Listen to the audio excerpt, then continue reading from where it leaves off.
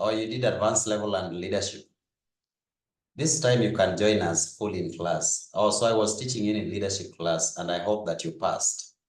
And this time, I would like to have you in my class as my student on a paid group so that you enjoy classes. Thank you so much. Now, let's define mergers. You can say that mergers refers to combination of two or more firms to form a new undertaking. Mergers refers to combination of two or new firms to form a new undertaking or company.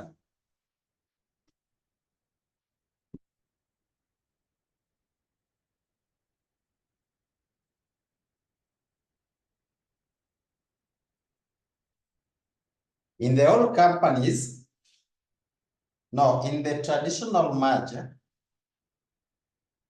I will repeat, I say that mergers refers to combination of two or more companies or firms to form a totally new company or entity or undertaking.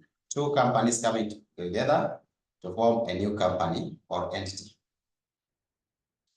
So I'm saying that in the traditional merger, the combined entities lose their original identity after the merger. In the combined merger, in the traditional merger,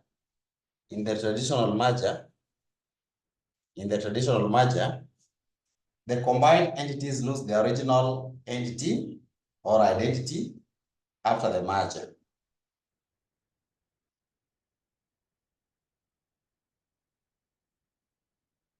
Huh? Thanks so much, Mr. Wood. I'm happy that you visited our classes and you passed. Thank you so much. So tell these guys that it's possible. They can also pass. Yeah. Yes. In the traditional merger, the combined entities lose their original entity after the merger.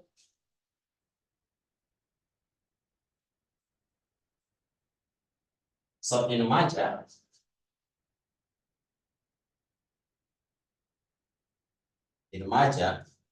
this is where we have A plus B combined together to give C. That is merger.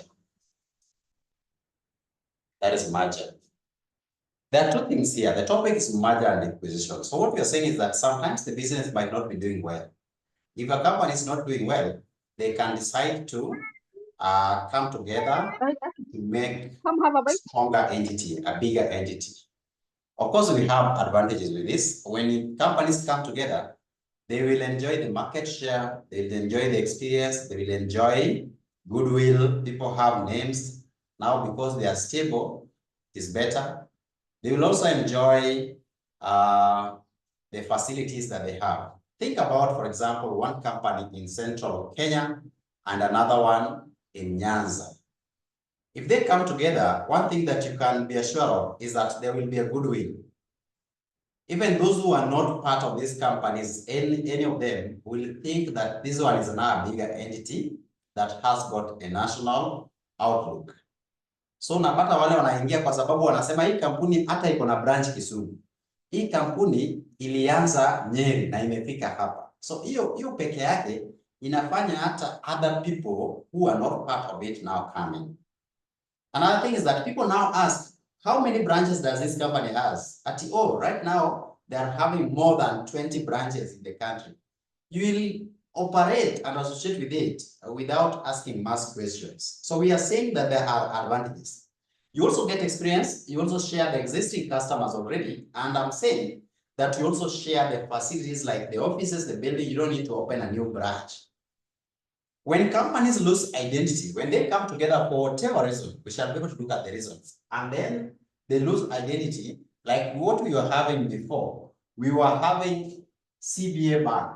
We used to have CBA Bank, which merged with NIC. They formed a new company by the name NCBA. The banks were not in the top 5 at the time of the merger. They were not in top 5. They were like top 8, 9 huko. But after coming together, they are now top 3. They are number 3 in the country. That is immediately after. They are now in top. They are now top 4 after Equity, Co, KCB, and they are now number 4. They are now number 4 after Co, KCB, and Equity. They are now number 4 in the country because they became more stronger together.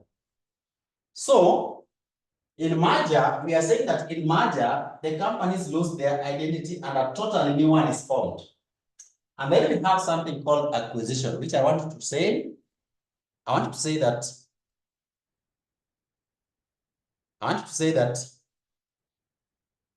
acquisition or takeover, acquisition stroke takeover, acquisition stroke takeover, acquisition stroke takeover, and then you say it is a situation where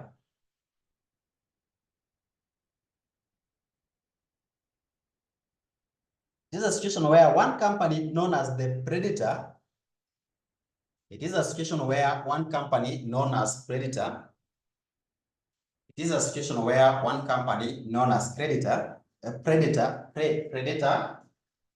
you remember the predator and the target. The predator taking over target. Target ni yule, the one that is being taken over. Predator is the one that is taking over. So huyu ndio kubwa, huyu ndio anachukua huyu. So one company, this is a situation where one company by the name Predator, or known as Predator, or acquirer, takes over another company known as the target. Takes over another company known as the target. It takes over another company known as the target. Takes over another company known as the target. And the target company loses its identity.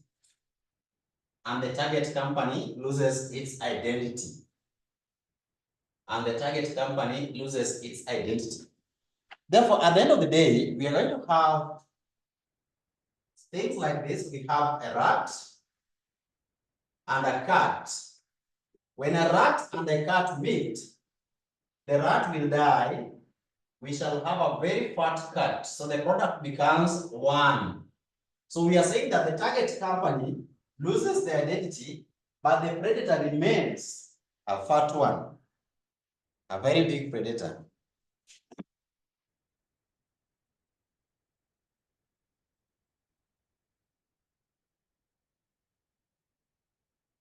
A very fat predator will remain behind. So a situation where one company known as the predator or acquirer takes over another company known as the target, full stop. The target company loses its identity. Then you give example of the cat and a rat, where the final product is a cat. So only one loses. Let's look at the types of mergers and acquisition. Types of mergers and acquisition. Types of mergers and acquisition.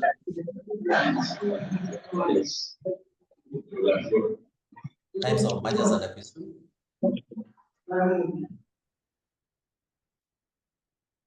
So here you'll find my name here. It's called CPA Dennis. For those who are joining, you can always get my name there, and the contact is that.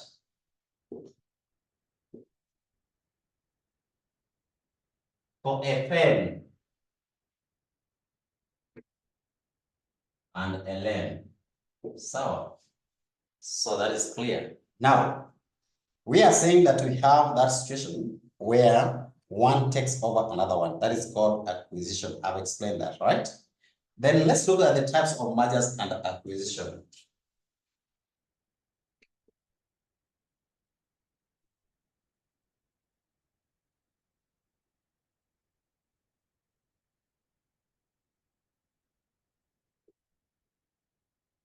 the types of mergers and acquisition.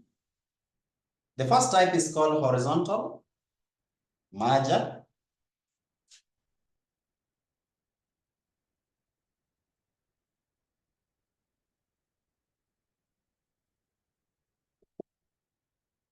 Horizontal means that it is across. So nobody is higher than the other. It's on the same line, horizontal. So horizontal acquisition, you say that this is a merger. Horizontal acquisition is a merger or acquisition between firms in different forms of production.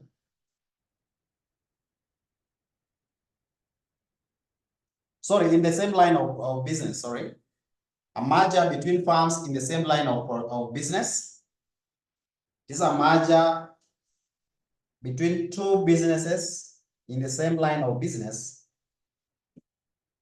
Merger between businesses or two businesses in the same line of business.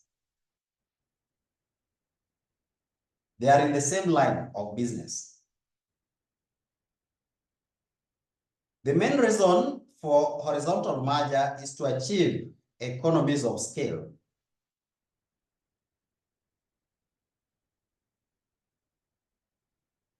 The main reason is to achieve economies of scale. So these are people in the same level. They are serving the same customer. Remember, it is horizontal. They are equal. They are serving the same customer. They are in the same business, but they want to come together. Like I've given an example of NCBA. Those people are serving the same customers. They are almost the same, competing the same tire level, but they decided to come together. The main reason is always to achieve economies of scales and increase the market share, and increase the market share, and increase the market share. Those are the main reasons why they come together. So if you are asked, why do companies merge horizontally or have horizontal merger? They are not talking about vertical. We also have vertical merger, but in that case, the examiner could be very specific. Horizontal merger. They want you to remember that in horizontal, the companies serve the same client, they are in the same level, they are competitive. But why do they merge? So that they can expand, what we call economies of scale. They can reduce competition, because when we have competition, normally you use a lot of resources. So you spend a lot of resources to compete. But when you are together, there is no much competition. So you now focus on the main things. So reduce competition, increase market share, increase the economies of scales. Economies of scale is where you enjoy things like the customer base. Like I said, that if you are running a business that started in Central Province, but now combines with another one from Kisumu, then you are going to expand your customers. So even a customer in Kisumu, if he happens to travel to Nyeri, they can still be served. That is what we are saying. Now, we are going to the next one. And in this one, we are giving examples of this. Example of this is where the predator acquires. Predator acquires competitor. Takes over competitor or acquires competitor. The predator acquires competitor. That is the case there. The next one is called vertical merger or acquisition. Vertical merger, or you can call it acquisition.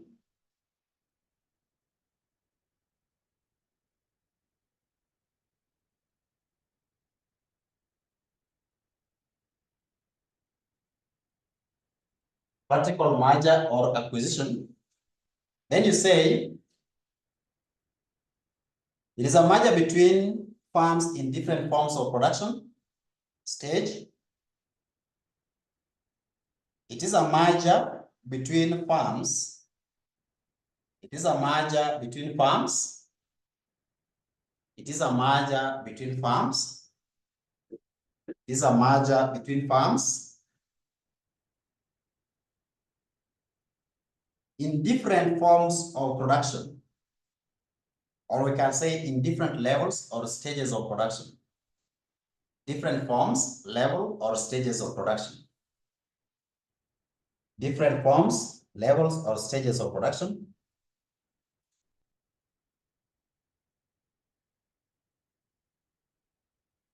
E.g., for example, a tire manufacturing company and a motor vehicle assembly company. Example here is a tire manufacturing company.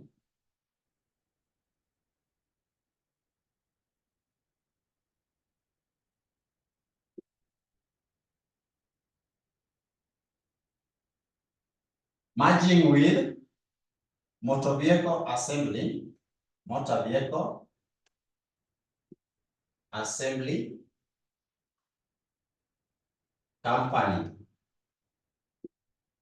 These are companies in different levels of production, but they are serving the same client. That's the key thing. They are serving the same client, but they are different.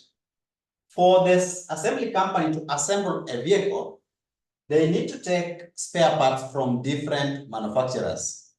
So they are serving the same client who wants to own the vehicle, but they are giving different services.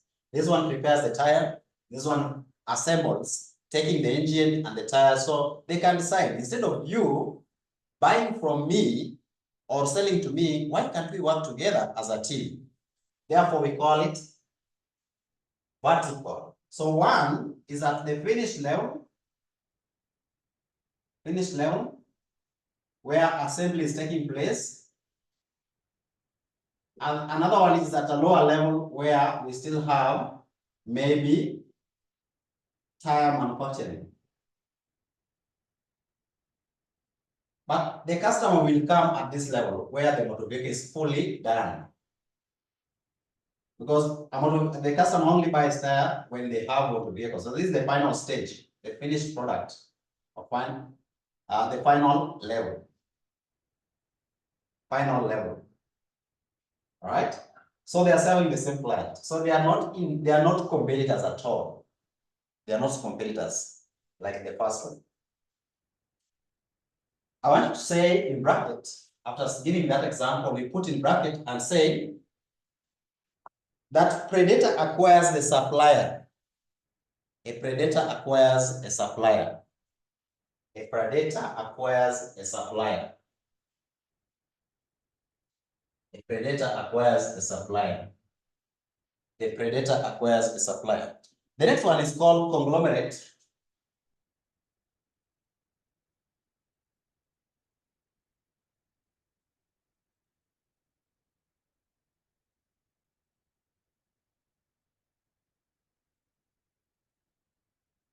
Now, in this one, they are serving different customers. I want to say that it is a merger between firms in different lines of business. A merger between firms in different lines of business.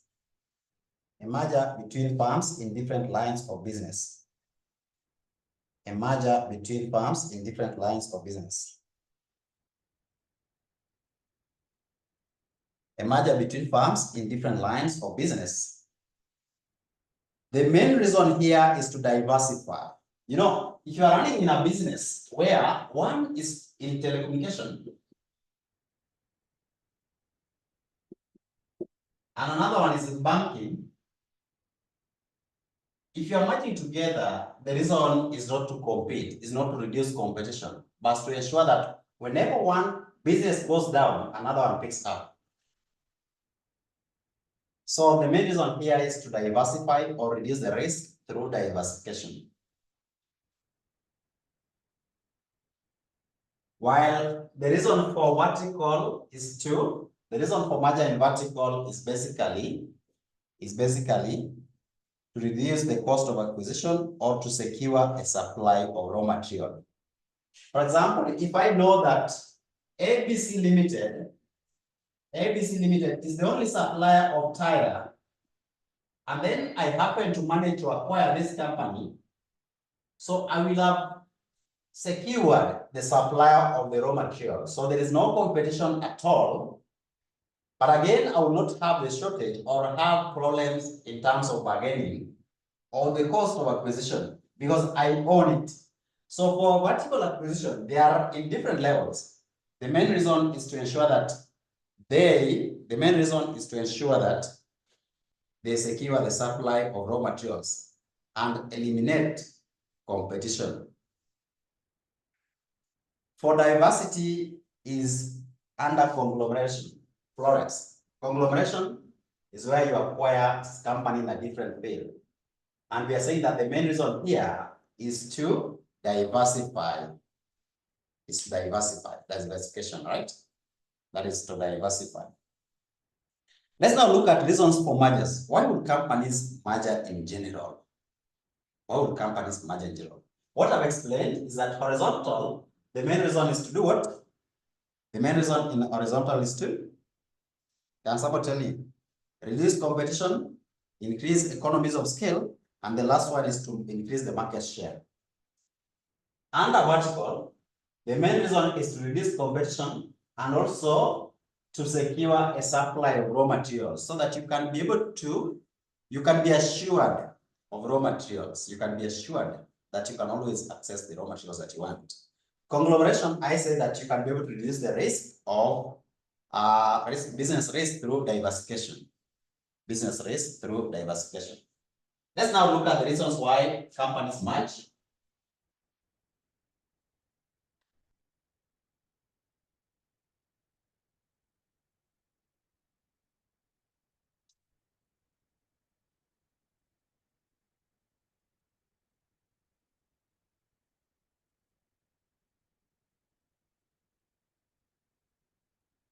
Reasons for merger. Number one, synergy.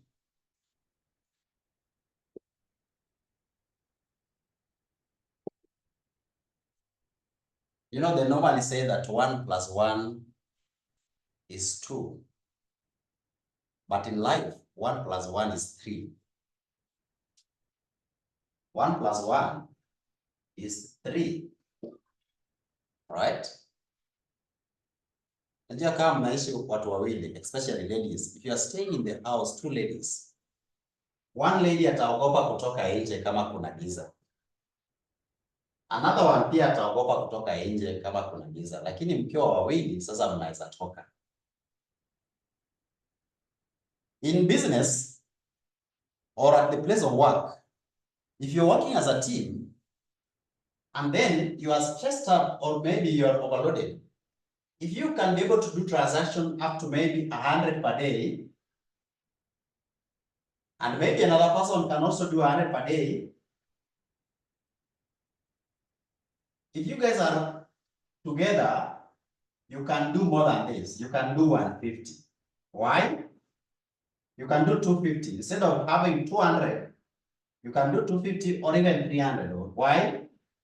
Because you encourage each other. You encourage each other. Unamwambia hii imebaki kidogo, si wewe ushike hizi mbili na mimi nishike hizi mbili tumalize, badala ya kuachia hapa 100. So that giving somebody, motivating somebody, increase morale. It is an example of synergy. So if 2 companies come together, their product or the result should be more than the result of the combined.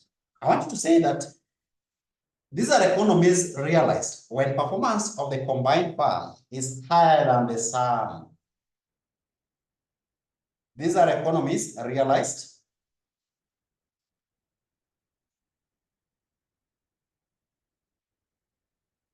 I want to say that these are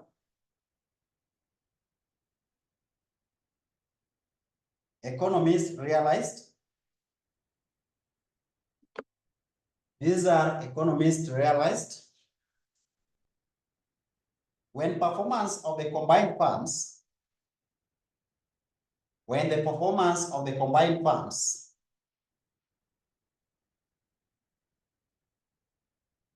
is higher than the sum of the previous firms' performance. So the performance of the 2 is higher than the previous 2 added together.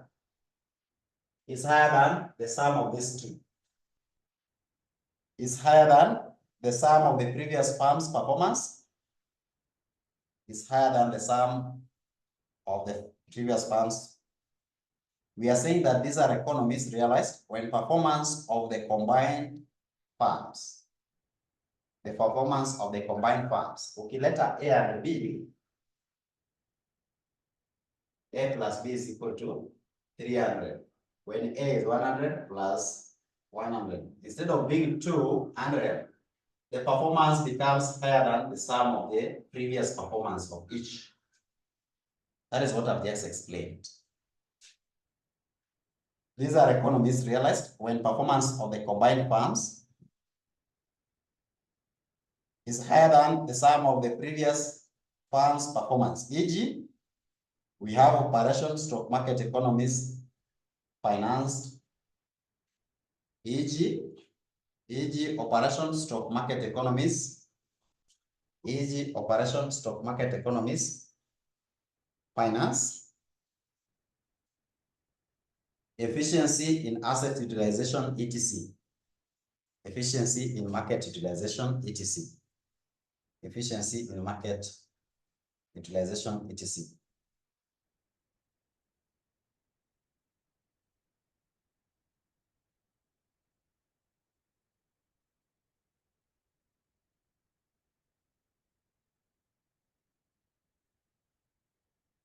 The next one is tax consideration. Tax consideration. So the first one was synergy. I've explained synergy. The next one is tax consideration.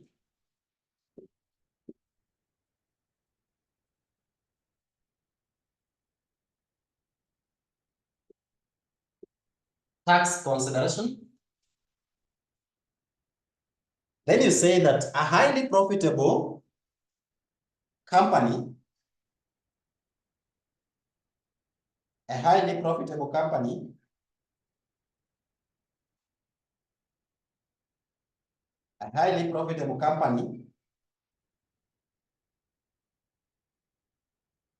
that pay out higher corporate taxes,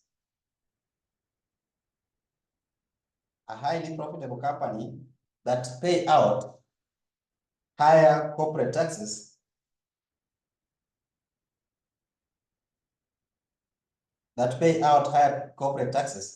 may acquire a firm with accumulated losses.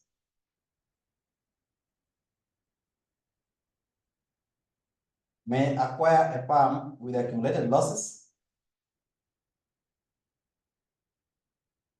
so that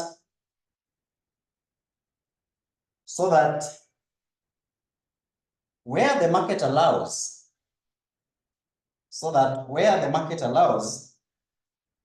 the accumulated losses reduce the tax burden of the combined entity. So that where the market allows,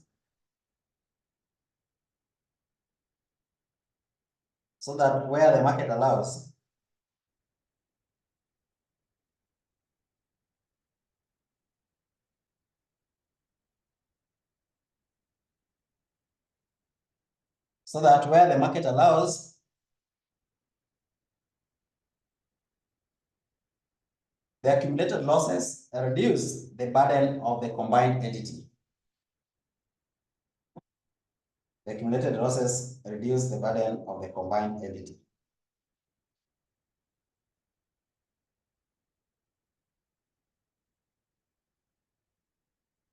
What we are saying is that if this company, for example, we call it A Limited, has made accumulated loss of 10 million over the years. For tax purposes, you're allowed to claim this 10 million. So that in the succeeding years, if you make a profit, you're allowed to come and utilize this loss so that you don't pay anything if possible. Unaelewana? Evan, unaelewa hiyo story? I know you did tax, PFT, and you can relate. If a company makes a loss, the following year, if the same company makes profit, they are allowed to utilize this so that you don't pay tax. The same way, kampuni mjanja wanaweza amua, if another one is making profit, they can come, if B is making profit, They can now come and combine. This one, instead of paying taxes, anakuja na hiyo profit yake ya 10 million or whatever profit they have, they use it here. So instead of paying tax of 10 million, and here you are having a credit, tax credit of 10 million, you now come and utilize it here so that you don't pay government anything because you are together. Sijamulika, Yvonne is my friend, and I'm very happy to see her in class. Wakati amekosa kuingia na feelingi vibaya sana. You know, when she's around, I'm happy. So, we are saying that is how they can take advantage. The next one is asset backing.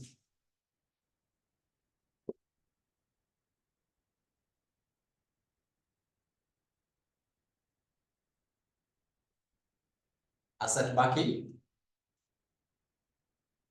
And you say that this is a situation where a company seeks another one. This is where a company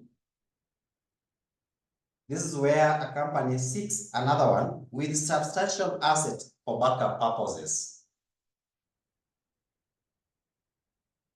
This is where another company can seek another one with substantial assets for backup purposes.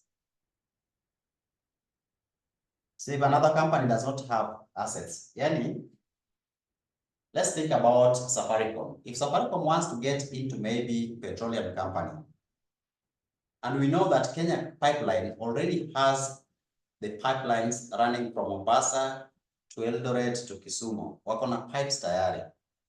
It is easier for Safaricom to come and merge with Kenya Pipeline or whatever company it is that has the facilities already, then now they run.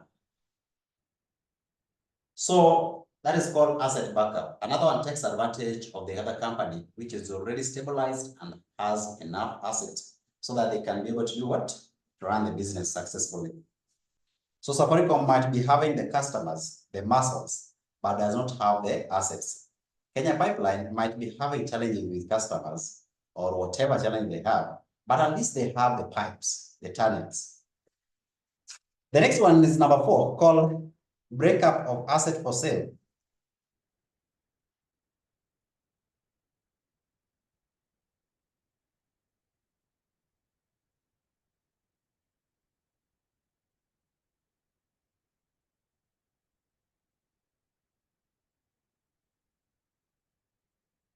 Breakup of asset for sale. Breakup of asset for sale. You can say that this arises where a predator buys. This arises. Agatha, sorry, I can see you have a problem with the network. You keep on coming and leaving. I can assure you, if you will be in class, you'll get all these videos, so you'll not miss anything. And for those who are joining now, our rates have reduced up to 3,000 per unit. This one will include the videos for the classes that you have missed, the live class, and notes where applicable. You know, there are some units where we sell, we share notes like LM. We shall be able to give you notes. You'll be able to attend the live class mpaka tumalize, na pia video unapata. Umesikia hii habari? So msiogope. Bei ni ya jioni, so that at least we can have you in. Yes, she's having a problem. We have the YouTube channel, but now the problem is that Florence, tukiweka everything for YouTube, no student will come in. Watasema, notes za Dennis tutapata huko. Videos za Dennis watapata huko. They will not come. That is what is happening with the FR now, triple A. Kuna time bado sikuwa najua hii story. So what happened? I did a lot of revisions in the AA, nikaweka huko. Students will only come after passing. I'm looking for Mr. Dennis. Namuuliza kwa nini? Unajua video yako imenisaidia nimepita. Na mimi sijapata hata coin, siwezi lipa hata wifi, siwezi lipa walimu. Na unaniambia kama umepita tayari. Sasa kuwe na sympathy kidogo tu. Ukuje ulipie moja na moja uwatch pale YouTube. I'll even give you bonus free of charge. Ndio pia tusukume hii maneno hii. Ama ni aje? Yes, bwana. Hii ni ukweli. So nikiweka kila kitu huko, hawataingia. So we are saying that this arises where a predator buys an undertaking company. It buys on an undertaking company, comma, breaks it up into smaller units and sell them separately to realize a gain. So a company buys another one, breaks them up and sell them.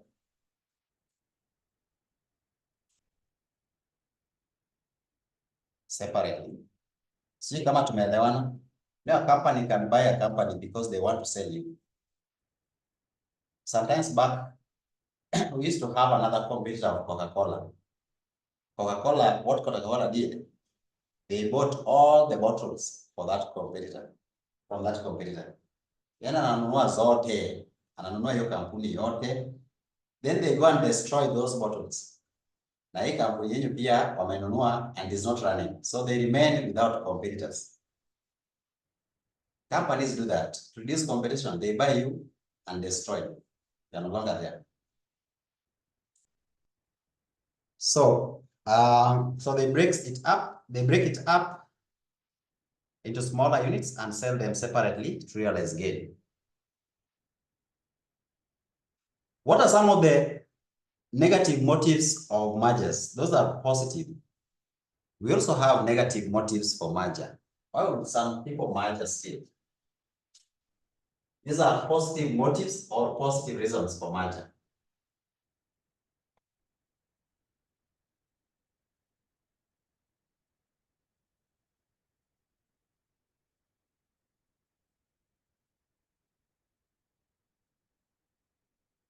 Negative motives for merger.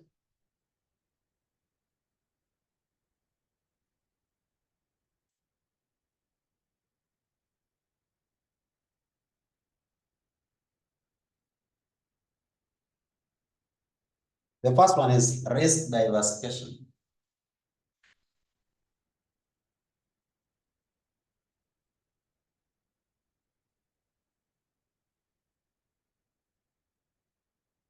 Risk diversification. And this topic of diversification is very important. Sometimes I look at it, I remember my days in university. Now, my FM teacher used to tell us that as a man, you should diversify. Usikuwe na bibi moja. Edwin, unasikia hiyo story? Ukisha na bibi moja, alafu after 10 years ameepa na ameenda na watoto. Wewe ni mzee na hujaoa. Ukweli Ruth, acha kustuka. Edwin, unasikia hiyo story? Bibi amekuacha after 10 years. Wewe ni mzee na ameenda na watoto. Anakuacha bila anything and you are frustrated. To make it worse, if you lose a job at that time, diversify. Diversify. Kuwe na mpango mahali. Akienda na shaka, mbona maisha inaendelea tu vizuri. Kumbe ulijipanga. Kweli kweli. Sasa hivi. Yes, usilale tu hivyo. But it's good to take a risk. If your mom didn't take a risk or your dad, you will not be born. So just go and take that risk, but diversify. Ndio wajue ulifanya CPA. Wajue ulifanya FM. Diversify. Kimpango. Sasa. Okay, so we are saying that sometimes people don't match so that they can be able to. Sasa hiyo ni siasa bana. Sasa hiyo ni politics sasa. Sometimes companies diversify not because they want to improve the existing one. And that is why we call it, they have negative motive.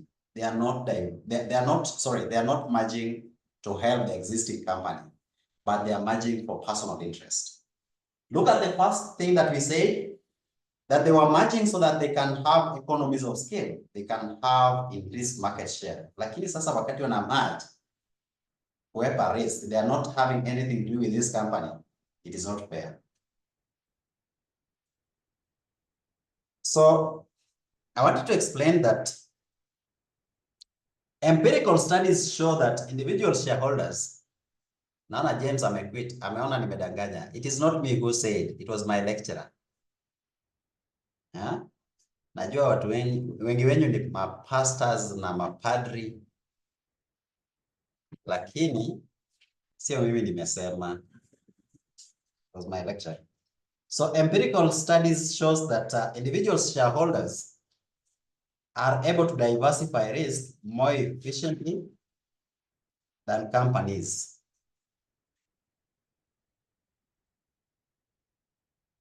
Empirical studies shows that individual shareholders are able to diversify risk more efficiently than companies. The next one is empire building. That is also a bad motive.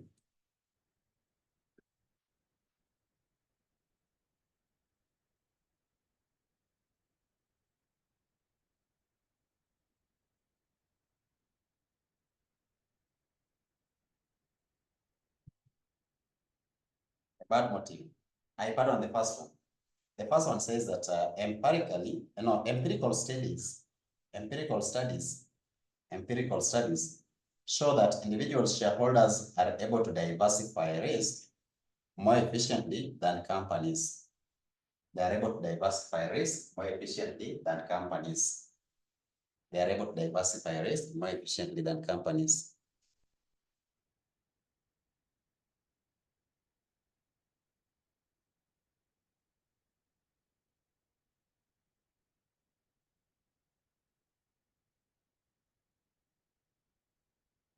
Unajua kwa nini tunasema hivyo? Both of you are in business. So as an individual person, I'll be able to buy shares from other companies and invest. I can also run 2 different companies as an individual person. Naona niko na company A, B, all right? And also buy shares in different companies. I can easily diversify. And the best thing, I can make my own decision when I wake up without consulting and nobody at Alumia. But when we are running a company and this company is in the business, let's say like a school like this one, na sasa hivi naona the number of students imeenda chini. I cannot diversify now niache kufunza CPA sahihi, niseme CPA numbers imeenda chini, so that the following day I start teaching primary pupils or maybe high school things. It is not easy. It's not easy. So we are saying that it has been realized that it is easy for individuals to diversify in business than companies because of decision making and flexibility, such kind of things. I want you to look at the empirical building, which is number 2, and we are saying that it is a situation under which a merger is motivated by personal and selfish reasons. Is where merger is motivated. Is where merger is motivated. Is where merger is motivated by personal and selfish reasons of merger.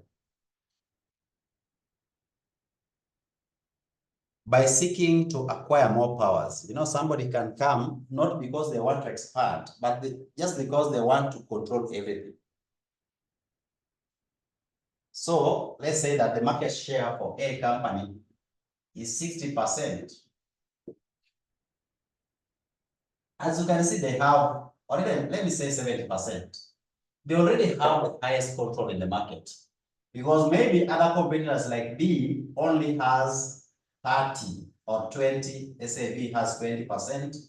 Then we have C there and D having something like the balance would be there. So this one is like 7%. This one is 3%. Huh? And then now you find A coming to merge with B. And B have 20. A imemerge na B. Unajua sasa hawa wawili watabaki kama orphans. Nani anawatetea? Hata B sasa ameenda. Nani anawatetea? So that motive of merging is not to increase the economy, economies of scale or market share. Already they have that, but they just want to be the predominant. They just want to have empire, more powerful, and that is the word empire building. Empire building. So the reason is to acquire more power and remuneration by managing a bigger company. By managing a bigger company. Sometimes the merger can go global, so we have global merger. Let's look for reasons for global merger. Reasons for global merger. Let's look at the reasons for global merger. Globally, why will companies merge?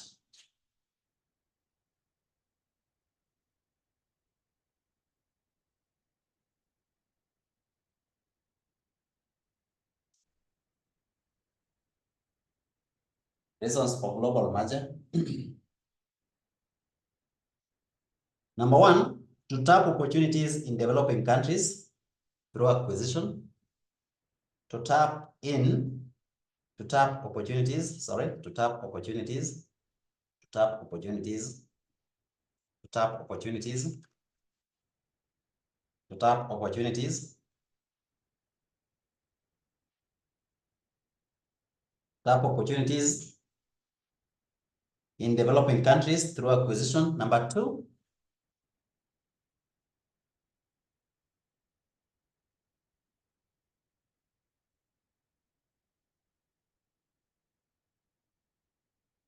to trade in global market, to trade in global market, to trade in global market,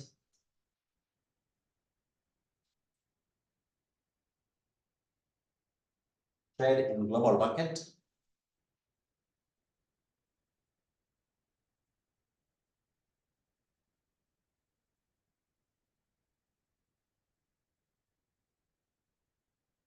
increased economies of scale, increased economies of scale,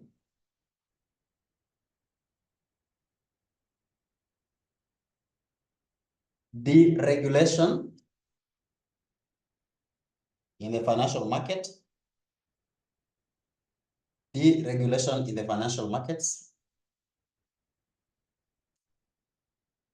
No, if you take care, if you take over so many companies, like in group accounting, you are told that we have subsidiaries, we have joint ventures, we have associates, right? These are companies that you can acquire and they still retain their identities. That is why they say that A takes over B Limited or acquires B Limited at a certain percentage, right? Or shares. So what happens is that if, for example, the company that is acquiring, which is P, the parent company, is trading, let's say, outside the country and is being regulated there, and they don't want to be regulated, they can acquire other companies in different countries which are either less regulated or are not regulated totally. Kwa hivyo, for them to reduce regulations, they can come and acquire some subsidiaries in different regions globally. That is global regulation, global acquisition, so that they reduce the pressure from regulators. Now, what are some of the problems that are associated with a global acquisition or merger? So you say problems associated with global mega merger. This one was global mega acquisition. Problems associated with global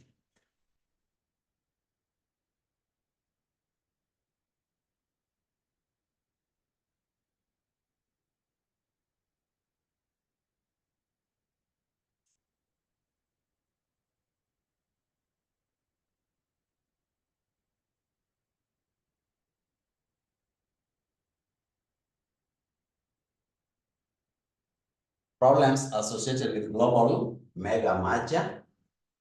Mega just means that's a big merger.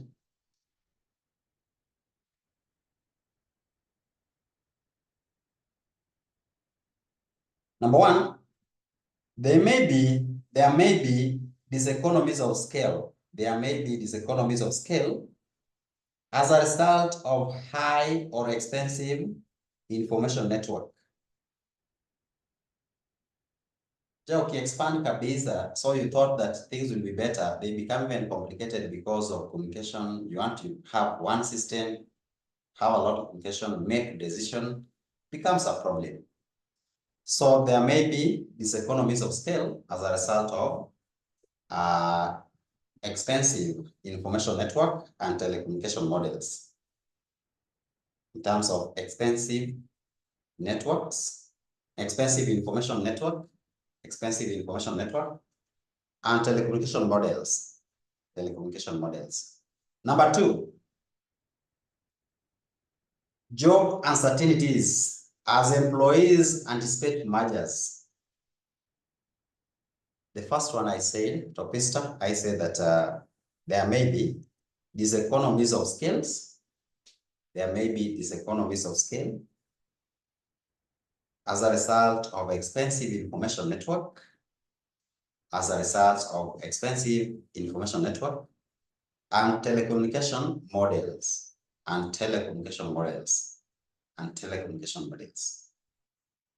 Shida. So the next one, we are saying that there is job uncertainties as employees anticipate merger. Umewasikia ati company imechukuliwa na ingine, sasa watu wanaachishwa kazi. When a company is taken over by another one, things change. Like if American company takes over a company in Kenya, number 1, they will bring system that were being used abroad here.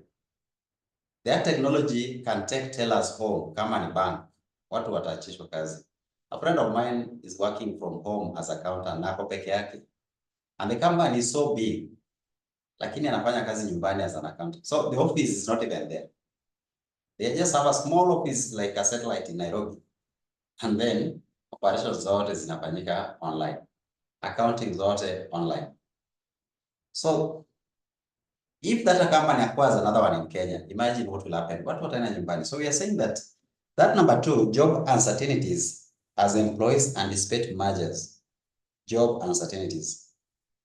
Flow. The first one I said that there may be diseconomies of scales as a result of expensive information network and telecommunication models. And let's look at number 3. Number 3 is the conflict of the organizational cultures. Conflicts of the organizational cultures of the merging entities. So you take an African company, na ile ya wazungu, the cultures are different, beliefs are different, the way they do things are different. And let me ask you guys. So we can proceed. We are saying that conflicts, and that is the next one is we are saying number 4 is that very large organizations lose contact between the customer and management. Big organizations normally lose contacts between customers and management. How does that happen?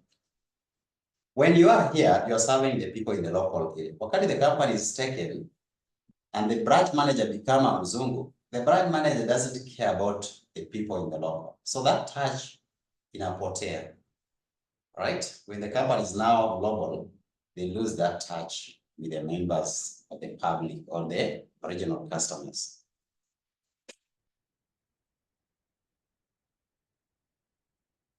Right? Number 5 is that mergers increase dependence of national economy on the global economic condition. I'll repeat that mergers, all right, that mergers increase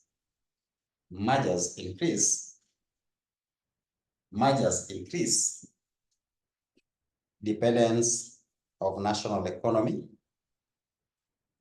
Mergers increase dependence of national economy on the global economies or on the global economic condition.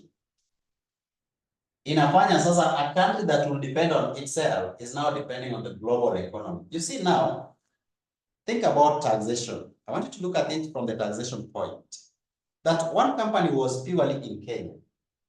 So if A Limited was in Kenya, they were paying tax at 30%. But now A Limited has been taken over by another company in the US. And I know from your taxation, you know that we have double taxation treaties, that arrangement. So A will take all their profits to US. And then due to the fact that they are trading in Kenya, they have to balance how much they can have an agreement. How much do you take and how much do we take? Because remember, that profit that A has made needs to be taken by the parent. And Kenya also wants it because of tax purposes. So at the end of the day, Kenya as a country might not take the 30% of the whole profit. They might not take the 30% of the whole profit because this profit needs to go to the global. It gets taxed there with the parent.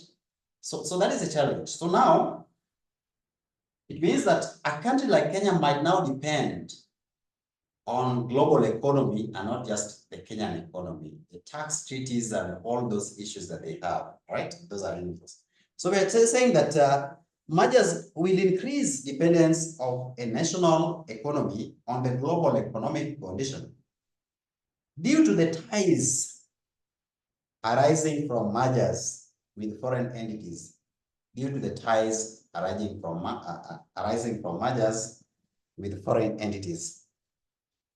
Now, let's look at reasons for failure in mergers and acquisition. Why would the acquisition fail or mergers? People came together when they were happy. Then after 2 months, for 2 years, imeanza kusambaratika, right? So what makes mergers and acquisition fail? This one can be looked at from a political viewpoint. Somebody can tell me why Jubilee government failed to run to the end as it was before. So let's look at reasons for failure of mergers. Reasons for failure of mergers.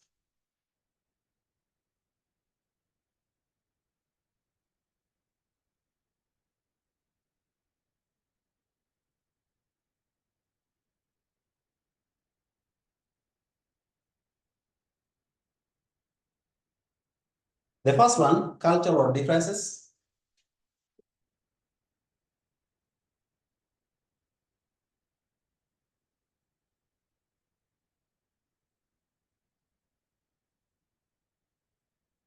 Cultural differences. The second one, poor attitude of target management.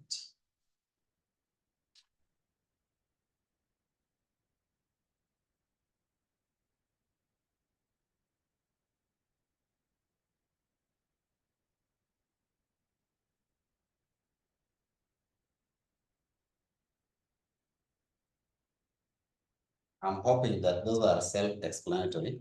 Unless I need to, I can explain. Poor attitude of target management. Lack of proper post-acquisition planning.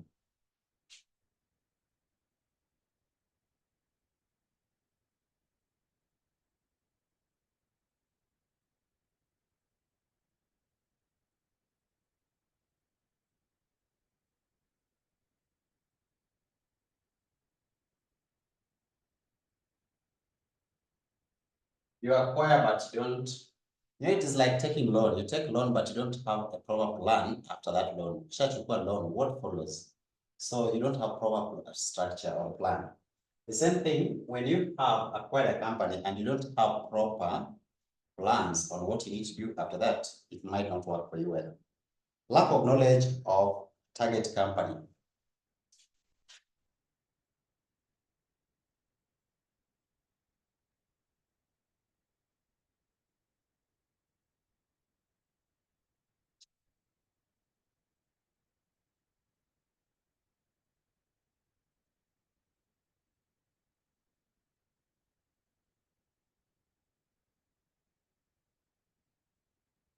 Lack of knowledge of target company.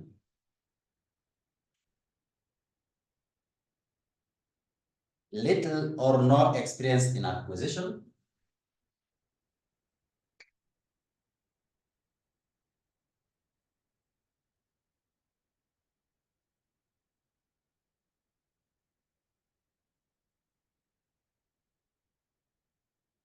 Little or no experience in acquisition. Little or no experience in acquisition. Paying too much during acquisition, or we call it high cost of acquisition.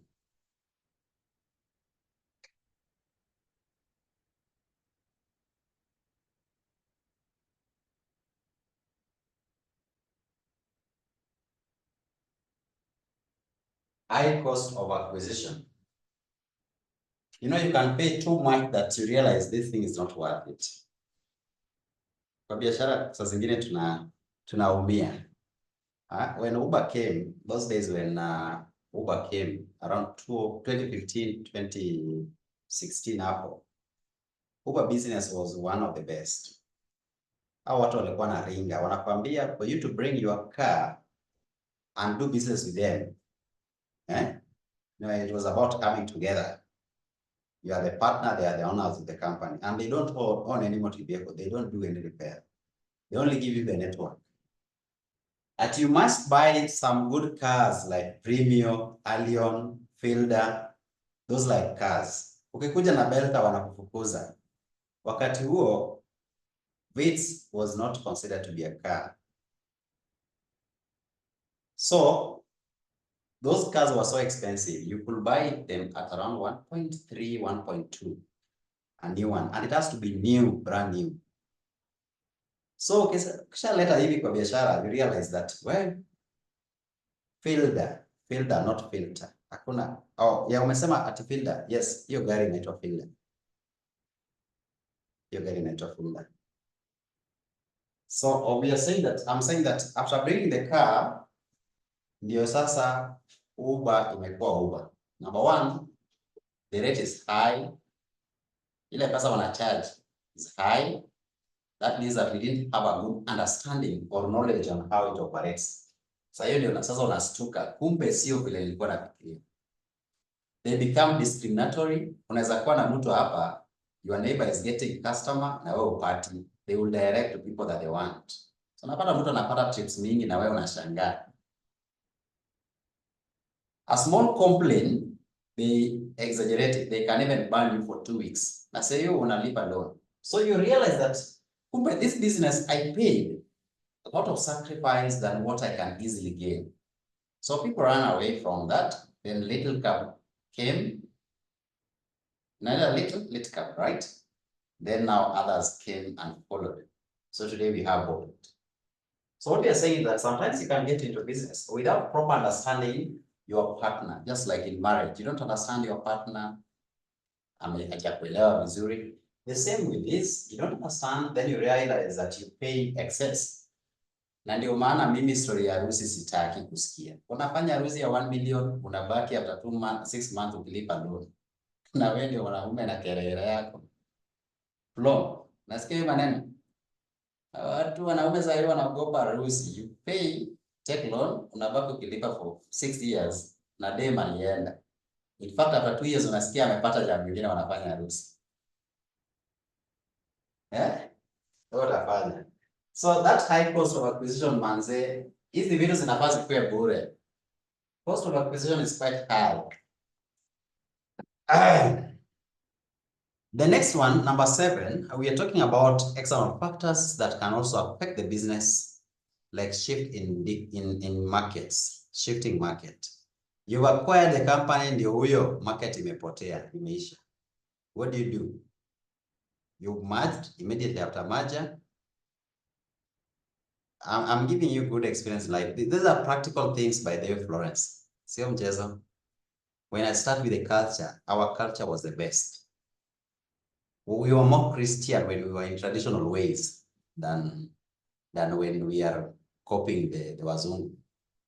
Come to Africa, like especially Kenya, I think the higher percentage in Christians and even Islam are good. Go to US, they are doing their own things. Go to UK, they are not even that Christian than us. So our African way was more of Christian than the wazungus. External factors, e.g. shifting in demands, and I'm saying that sometimes You might merge, immediately you are merging, then the market imepotea. What do you do? So that can also cause a failure in demand. Another one is high expectation. High expectation. You have a lot of expectation, and then you realize this thing is not true. And I still give you an example with what men do. They can overpromise. They can overpromise. I'll buy you this, I'll take you this, I'll build for you this. Then you get a lot of expectation. On the ground, things are different. Anakwambia yeye ni soldier, kumbe ni watchman. Sio soldier ya KDF, yeye ni watchman somewhere. Kuna time nilidanganywa na kuzo wangu. Aliniambia yeye ni police, Kenya police. Kumbe ni watchman Kenyatta House. And I was at home. I was at home and ananiambia yeye ni Kenya police. Kumbe ni watchman Kenyatta House. You know, I realized when he went home. Nasikia amefukuzwa. So bibi yake ndiye ananiambia ati jamaa hata kumbe hapa amaliza form 4. Anadanganya vile wewe ana pesa mingi, ameenda training nini na ana exaggerate vile training ya polisi ni ngumu. So I really respected him for a lot, so many years, only to realize that kumbe sio hivyo. Kumbe sio huko. That was my first cousin. Watchman. Chana nao. Lawrence unacheka. I have another cousin who was like to a lady that atampea kazi. Na yeye anasema ati yeye ni sergeant KDF na yeye ni askari jela at the entry level, lower level. Anamwambia kuna connection atampea kazi. I will just laugh. Stop your expectation, reduce. So what are some of the indicators or signs of a takeover? What are some of the things that you can be able to see then you think that this company might be taken over? Yani unaangalia tu unaona dalili hii kampuni itachukuliwa. So we call it indicators stroke signs of a takeover target. Signs of a takeover target. Leo nilienda church, ndio maana Florence. Leo nimeenda church and the padre was very nice. It was the best session. Na hata sijaanza kuambia story bila alitupea. Zile story alitupigia sijaanza bado. We are still looking at takeover and its indicators. Indicators stroke signs of a target, takeover target.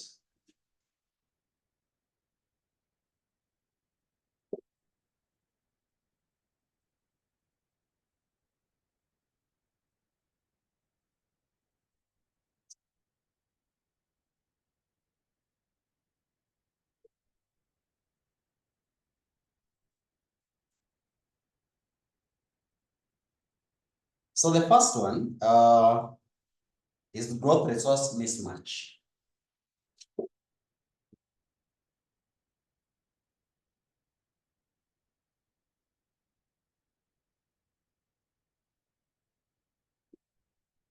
Growth resource mismatch. Growth should be growth. Ukiona kampuni na grow haraka na haina resources, hiyo kampuni iko na shida, itaanguka na itachukuliwa na mwingine. You know, company normally go for takeover, anajileta wakati anaona ako na shida. So if you want to see things that shows that the company is going to be taken over, itagojeka soon. When the company is growing very fast, but the resources are not matching, we call it growth resource mismatch. That is so bad. And that happened with one company that I know, Nakumat. No, Nakumat at some point, Nakumat was opening branches endlessly. Unasikia wako na branch plan. You know, when you grow very fast, you lose control. You lose control in the sense that even the substantive branch managers that you can post there might not be there, might not be available. You expand so fast, you don't even have the human capital. Who is going to work there? You don't even have the capacity in the finance department.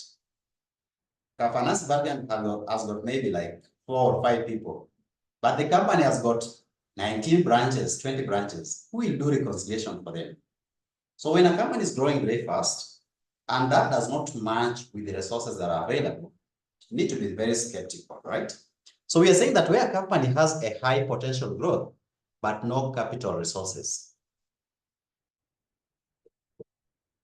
or even just resources, just say resources, it could be human or capital. The company is growing very, very fast, but there is no resources. Number two, size hypothesis. Size hypothesis. Which supermarket is expanding too much like that? Tuwa na haraka. Kuna ingine tena saa hii imeanza hiyo mchezo. Nasikia ati iko pale. Chunga sana. You need to have what is called organic growth. Organic growth ni ile una grow pole with time. And so the examiner can ask you, what advantage do you think we have when you grow organically, naturally, compared to mergers? You know, you can grow through mergers. Yani overnight uko na 20 branches na jana ulikuwa na 2 ama 3. Sasa umekuwa mkubwa kwa sababu there are mergers. That is not organic growth. The opposite is organic, where una grow pole. Hata binadamu akipewa hii chakula ya Nairobi hapa, mtoto ana grow ako weak, hata ana memory, na ni mtoto wa Nairobi. Ni huge lakini akili hakuna, hata na memory, haiwezi ongea. When you compare with the kids nyumbani, hao watoto wanaongea. Watoto wa nyumbani anatoshana hivi. Jana nilikuwa home, mwingine anauliza daddy, what is your name? And she's only 1.5 years. Hao Nairobi 3 years, mtoto hata ajui hata babake anaitwa nani. So what we are saying is that when you have that natural growth, don't force a child. Atakuwa sawa. So the same with companies. We need to ensure that we have the growth. When you are growing, then you are matching, and even the capital, the training, everything is matching what you're doing. Wengine hata uliza babake ni nani na ako 3 years na hajui. Hata hawezi ongea. Hawezi ongea. Hajui Kiswahili, hajui Kiingereza. Local language naye ni kitu kingine. So wale wa nyumbani bwana, hao watoto wanakimbia, sijui wanaenda toni na anatoshana hivi. Ameshika kamba ya mbuzi, anapeleka kugraze huko. They are very interesting. Size hypothesis. Size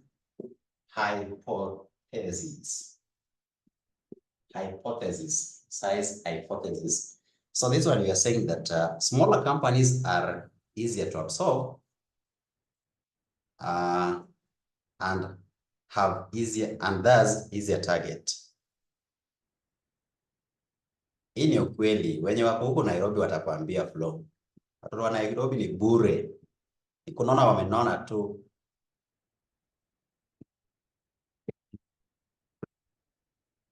They are very lazy. Wanapenda tu pool na kuwatch movies. Wa nyumbani unaenda ameenda sokoni, ashaenda kugraze, amepika. Wanakula mashakura, yes, hizo vitu wamenona tu. Kama sisi tulijua kupika ugali tukiwa 2 years, tukiwa class 2. By class 2 I knew how to cook. Hapo unapata mtoto wa class 6 hajui kufua nguo. Hajui kupika tu. Sasa ugali unapika aje? Sasa huyo ni nani? Smaller companies are easier to absorb and thus easier target. Number 3, industrial disturbance hypothesis. So this one we're talking about size hypothesis. It is believed that small companies can easily be targeted. So if there is any takeover, like now universities are being told, that they are not going to offer diploma courses. Unajua hiyo? Na tena wameambiwa waachane na CPAs. Unajua hiyo? Sasa our company, they are being told that again, they can't offer everything. Go to your areas of specialization. Hiyo pia unajua. Now, if that happens, then it means that University of Nairobi will only be good in some few areas. And they are saying that if you are offering a unit that your neighbor college is offering, and you don't even have students that can match that, then it's better you match. So I'm now asking, sio kubaya. but kuna ile inaitwa sijui what women university, you know it.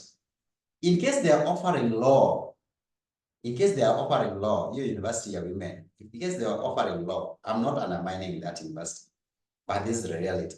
And you're told that University of Nairobi is the best in law. Do you think that University of Nairobi can go and merge with it? That one will automatically be acquired. So that is a potential target in case it is competing with a big giant like that. Tuseme tu kweli. Hizi vitu sio bongo. Let's send everybody to keep their lane. They are saying that universities will now specialize on offering degree peke yake. So there's diploma, certificate, and CPAs wanachana nazo. So that means, Florence, that again they are saying that universities should only specialize on their areas. However, there is no need of a university like KCA here offering law when we know that UN is the best. And they are just some kilometers away. Na unapata kuna wanafunzi kama 20. Na UN iko na 100. Simply send them there. My question is, will the universities survive? Will they survive? They are going to be potential targets. And we were being encouraged. KASNEB was telling us that I should start next semester, we should start offering even diploma courses now that universities will not be offering. So Florence, after this, you can come and do diploma after CPA in something with forensic investigation or security intelligence something. We shall see how to call that course.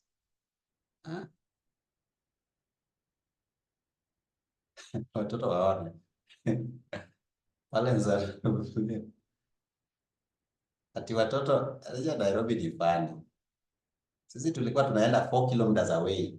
Uko class 1, unakimbia lunch au unarudi unakula lunch unaenda. Kwa saa hizi, ati unambebea snacks. Anakula ugali, uko shule, everything, jioni anapelekwa, anadropiwa pale kwa gate. Hata akiachwa mbali kidogo mamake anapiga kelele kwa driver. So driver itabidi apitie estate akidrop. Sisi tulikuwa tunaenda kilometers away. Unarudi lunch, hakuna lunch. Asubuhi umebeba githeri kwa hiyo bag, and the same bag also has books. You can imagine how that bag looks like. That was a very nice life. I really miss it. Everything. Bag moja nimebeba rabuon. A big rabuon or sweet potato, na iko na vitabu, na book ni moja, nimekuja kunja hivi. Very nice life. Sasa hii mtoto mdogo, vitu mingi. And I don't even think they will be brighter than us.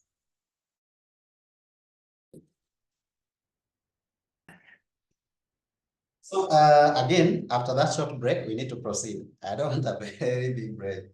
So the next one is industrial disturbance hypothesis.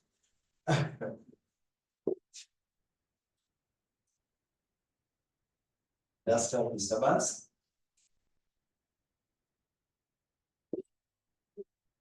Industrial disturbance hypothesis. So where a company is in an industrial facing economic problems, that is another indicator that a company is in a problem. When the company is in industrial,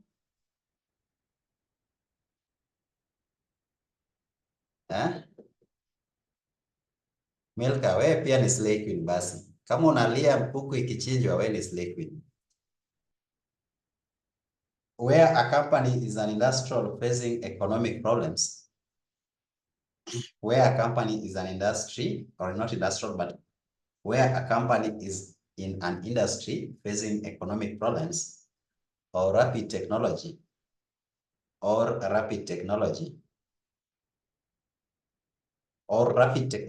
changes, or increased regulation by government. So we are saying that industrial disturbance, when ongeza hypothesis somewhere,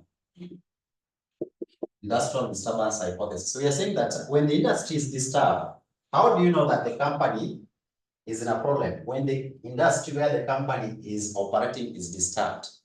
Number one, the company or the industry where it is operating is facing economic problems.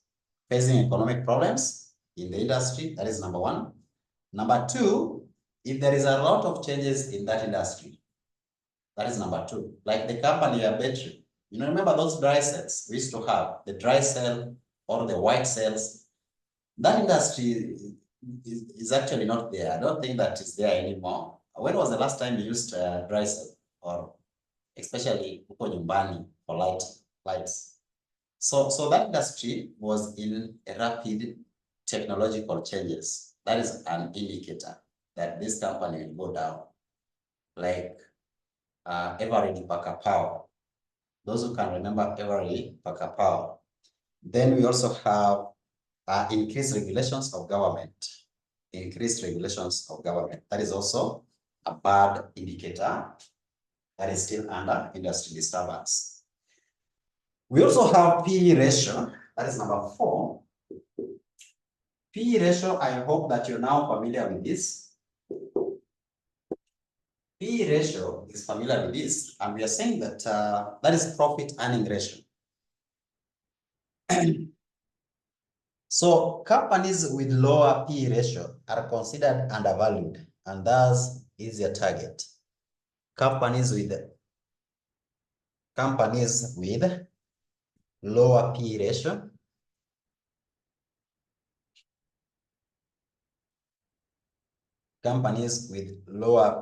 ratio price earning ratio, sorry, not profit, but price earning ratio. Companies with lower price earning ratio are considered undervalued and thus easier target. You remember what we said about price? We said that price is just the value of a share, all right? So if you get the price times the number of shares, total number of shares, then you are getting the value of a company as a whole. Kwa sababu that company is owned by shares. So you get the value of each share, then that is the value of company. So if the value of company goes down, if for example the PE ratio, let's say that E is 10, so we have 10 all over 20. Alafu ikakuja 10 all over 10, that means that this PE has gone down, and this is the price, which is the value of the company. So if the value of the company in the market is going down, the price going down, then that is a bad indication, the PE ratio. So we are saying that companies with the lower PE ratio are considered to be undervalued and thus easier target. They are easier target. Number five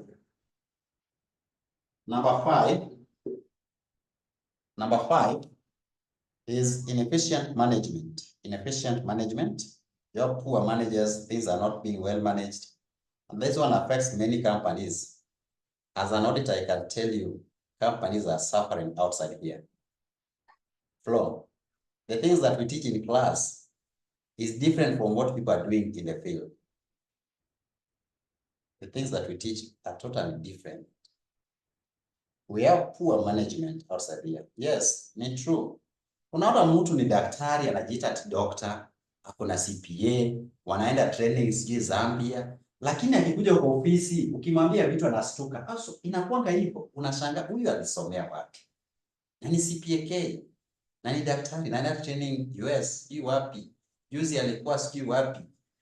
Zile vitu wanafanya huku, the company are suffering. The companies are suffering. The inefficient management, hata wajielewi. So where the management of a company is inefficient, it becomes an easy target. It can easily fall down. Where management of a company is inefficient, it becomes an easy target. Guys, always leave a mark, a positive mark. Mpaka siku moja mtu atasema hapa, Topesta alikuwa hapa wakati moja. Wakati Topesta alikuwa hapa, things were better. Leave a mark, a positive mark. Asije wakasema karibu angushe company. So let's look at takeover approaches. approaches to take over, or we call them takeover approaches. Today itakuwa tu theory. Hesabu I think tutaanza kesho. I don't want to mix up things. You'll get confused and exhausted. So tutaenda pole pole. Ifika saa 3 hapo tukiacha si mbaya. So let's look at takeover approaches.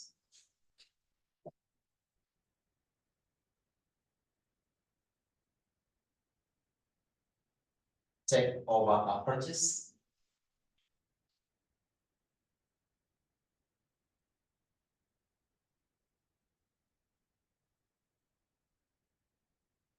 Hadi tumalize that. Acha mchezo. Kama umechoka enda ulale. 9.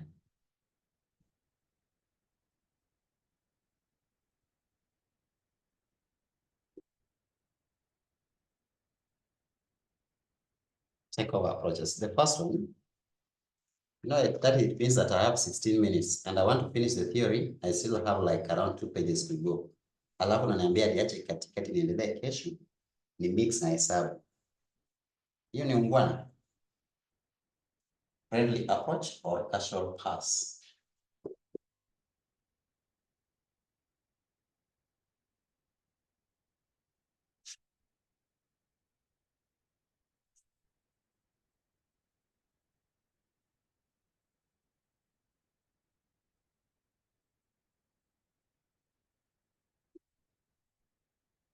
So we are saying that the companies can be taken over, so we call them takeover approaches.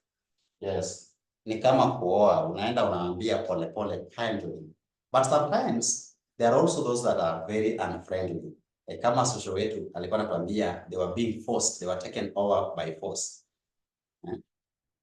Ameenda sokoni pale amechukuliwa mbio. Ameenda hivyo. So that was takeover approach. But that was not a very friendly one. I know your grandmother also experienced the same. But this one is called friendly approach or casual pass. So this one you say that it entails persuading target management. This one ni ile ya pole pole. Unaongea na mtu mnakubaliana, sio? Yes. It entails persuading target management. It involves persuading target management. It involves persuading target management and consequently winning over target shareholders. And consequently winning over target shareholders. So this one is very friendly. It involves persuading target management and consequently winning over target shareholders. And consequently winning over target shareholders. The next one is called bear hug or bear hug. Bear, alafu hug tu ya kuhug mtu hii hali ya kawaida. It's called bear hug. So bear hug is a strategy. You can say that this is a strategy. This is a strategy. Oh, Ruth, it is bear which has got R. I don't know. How do you write beer? Sikunywangi pombe. Lakini ile ya beer ni hii, double B, ndio? So this one you can read as bear, not beer. Hii ni beer, hii ya pombe. So mimi nasema hii. So hiyo bear hug, a strategy where management is put under pressure.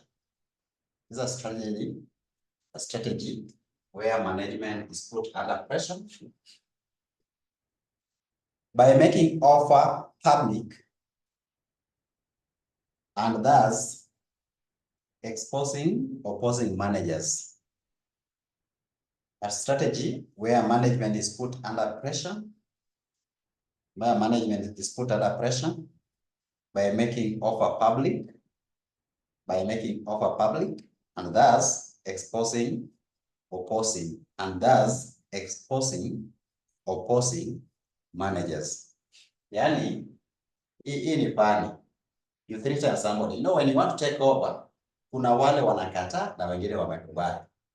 Sasa badala ya kusumbuana na hao management, because hao ndio wanasumbua, you just put it in public that we are willing to do this. Ni kama ku-announce pale kwa nini? Kwa church. We announce kwa church that so and so is intending to marry so and so. So wale walikuwa nakataa wanasema hii imeenda. Washa announce. Sasa the same with this. When a company is being taken over, there are normally uncertainties amongst management, and you will find that some are resisting, but some are accepting. Now, shareholders are there waiting outside. Maybe they are not even aware that there is a problem within management. Hiyo ni siri. Management wanakataa, wanaongea chini chini. So what the predator can do, they go and put it in public that we are willing to marry you. We are willing to take over. Hapo sasa wale walikuwa nakataa wana feel injured. That is what we mean. Eh? So a strategy where management is put under pressure by making offer public, and thus exposing opposing managers. Advantage of this is that it eliminates the element of surprise. The advantage is that it eliminates the elements of surprise. The advantage is that it eliminates the elements of surprise. Hakuna mwenye atastuka, watu waliona. The next one is called done rapid or open market purchase. Hii klasi ya leo ni tamu. Done rapid stock open market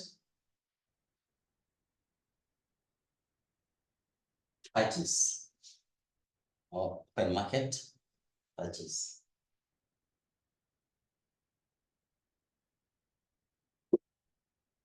Done rapid or open market purchase. You say that under this approach, the bidder buys shares in the open market. Under this approach, the bidder buys shares. Under this approach, the bidder buys shares. Under this approach, the bidder buys shares in the open market with the aim of accumulating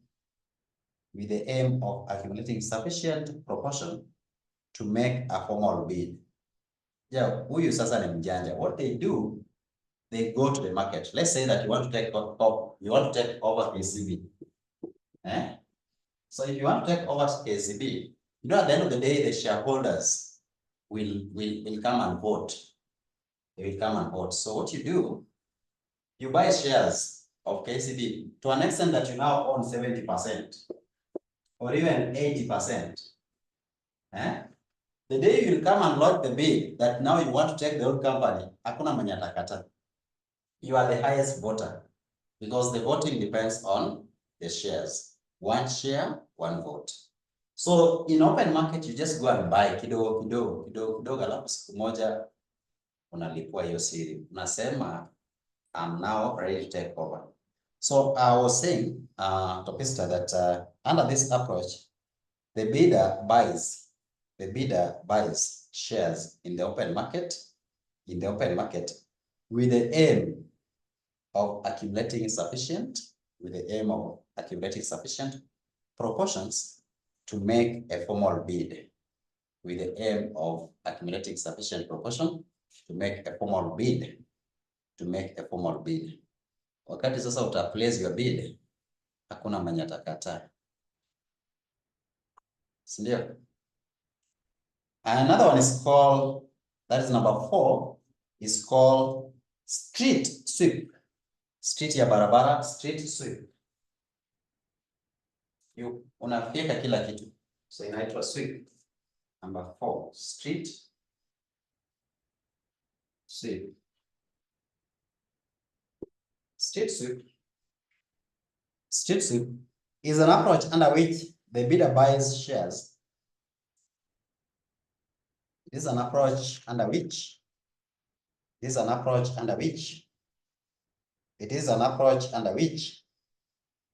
bidder buys shares.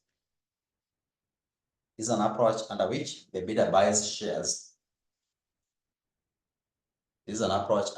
the bidder buys shares. From the market as much and as quickly as possible. He buys shares from the market as much and as quickly as possible, as much and as quickly as possible. He buys shares from the market as much and as quickly as possible.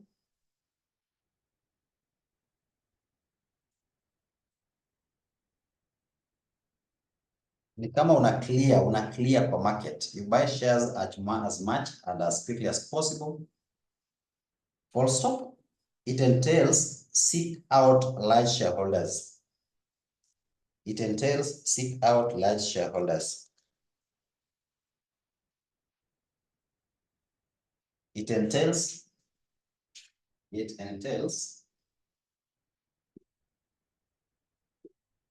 seek out large shareholders.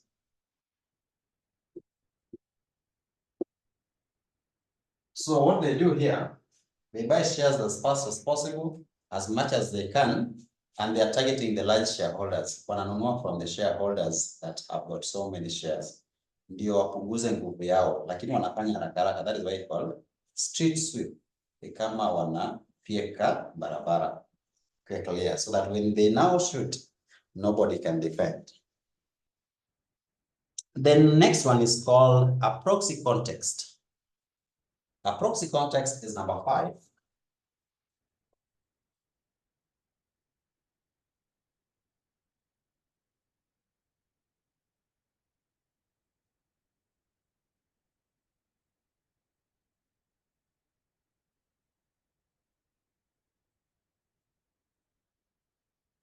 A proxy context is number 5. A proxy context is number 5.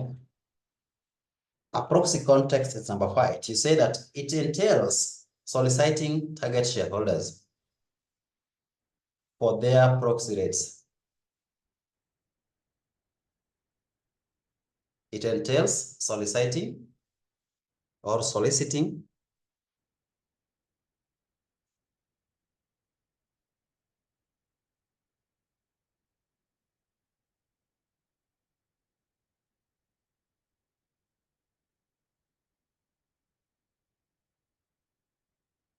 It entails soliciting or soliciting.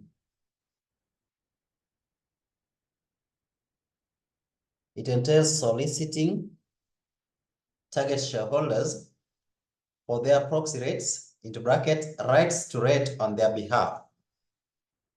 Rights to rates on their behalf. Rights to rates on their behalf.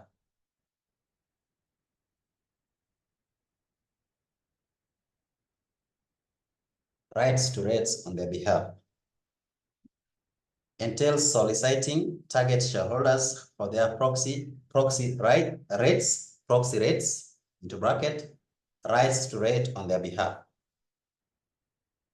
Number 6 is called strategy as a tender offer. That is number 6.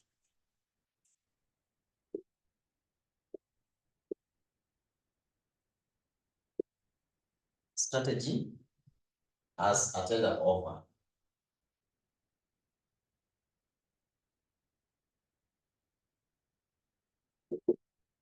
Strategy as a tender offer.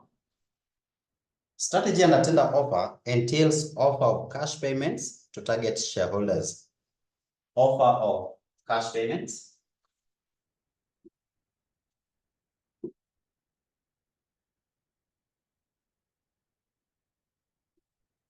to target shareholders.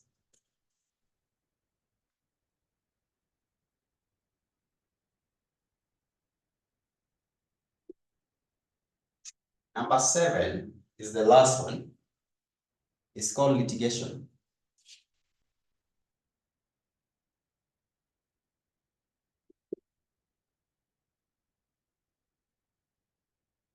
This involves acquisition of target company management.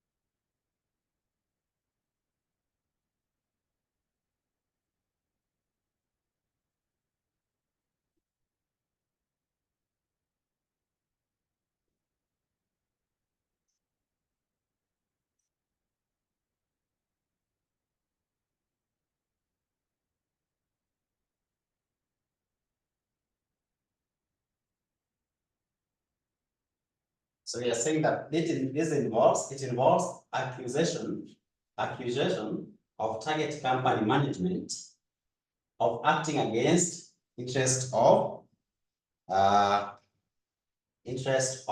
shareholders. You take them to court, alafu unasema hao watu wanafanya kazi kinyume cha sheria, kazi yao hailingani na ile matarajio ya. How do you call shareholders? Mweka hazina, si ndio? Matarajio ya mweka hazina. So when you accuse them and then you come in like you want to save the company because these guys have been mismanaging the company, you take them to court, litigation. Then you now come and take over, or you give an opportunity for the creditor to come and take over as the new management or the owners of the company who now wants to work in the interest of the company. I think this is what now they are doing with the sugarcane companies.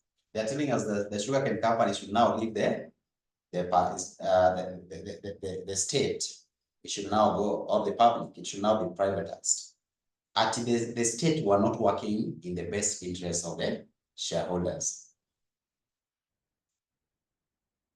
I don't know what is your take on that, but let's do the last part before you guys tell me more about that.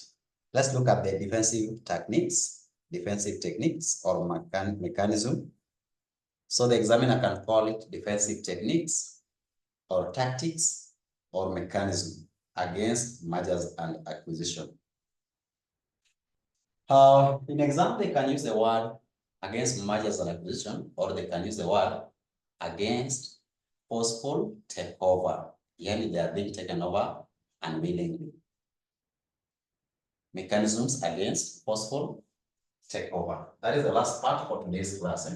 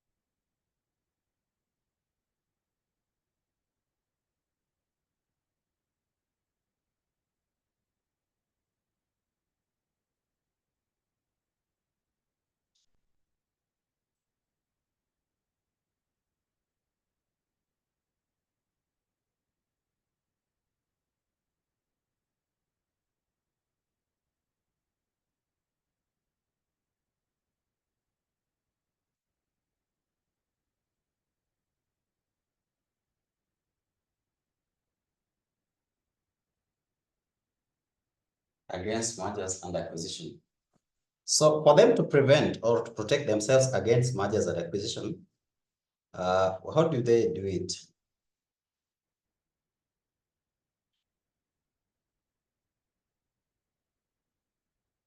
Number one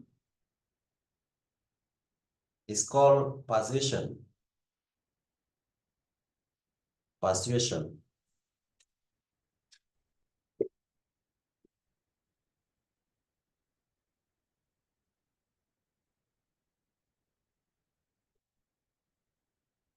So you can write that. You can say under persuasion, you can say that by management, persuasion by management,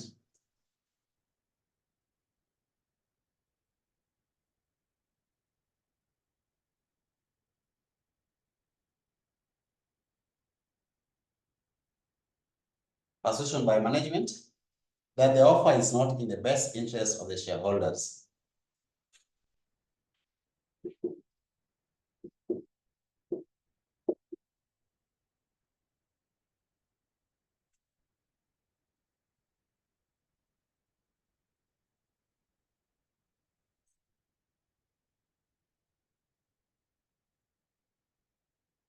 So the position is being done by the management to the shareholders, telling them that, you see, this thing is not for your interest. It is not in the best interest of the shareholders.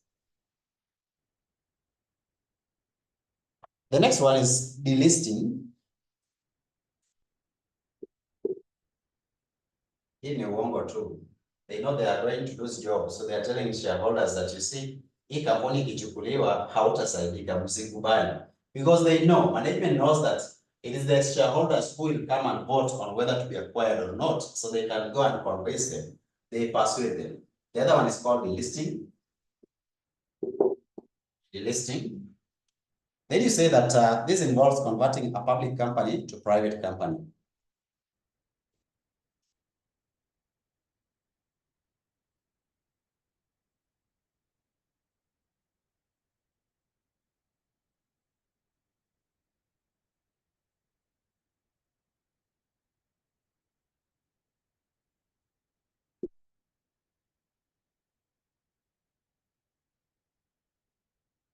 Na utengeneze notes nzuri hivyo. After exams, I'll come and take them from you. Especially those who are attending classes regularly. Nitakuja ninunue hizo vitabu. Sawa Masi? I'll come and buy them, so that I can have good notes, the ones that you made.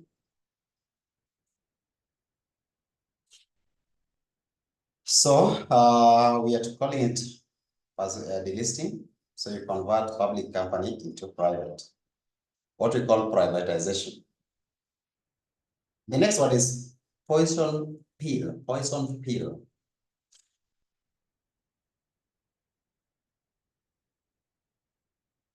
Mercy, that means that you should not miss any class. I'll take your notes.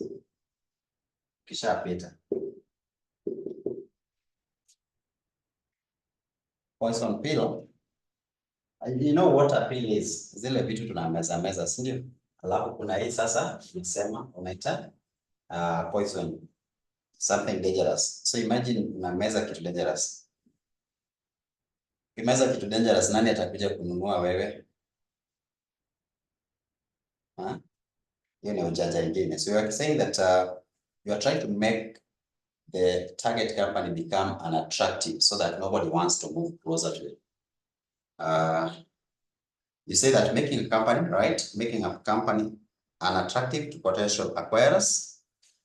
Making a company unattractive to potential acquirers by borrowing heavily to pay huge dividends. Making a company unattractive to potential acquirers. Making a company unattractive to potential acquirers. Making a company unattractive to potential acquirers by borrowing heavily to pay huge dividends. By borrowing heavily to pay huge dividends. Tunaelewa hiyo? If a company borrows, dividends, you are supposed to pay dividends from the profit that you have made. You should not even use your reserves to pay dividends. So if a company is going to borrow to pay dividends, it means that number one, they don't have money. That is why you're borrowing. So if you are borrowing a large amount of money, then whoever is coming to take over, anapata ile pesa uliborrow, you didn't even invest it, you paid out. That is a loss. So nobody will want to buy that company because zile vitu umemeza mashida tupu. The next one is crown jewel defense. Number 4.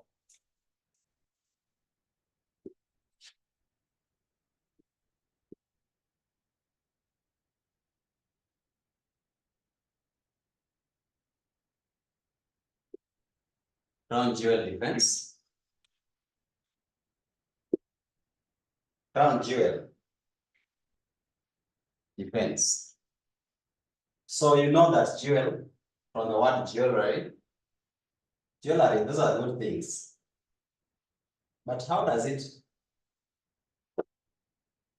help you defend yourself? Crown jewel defense. So I want to say that you need to dispose, at this point you say that disposal of highly rated assets. Those highly rated assets are called jewel. Disposal of a highly rated assets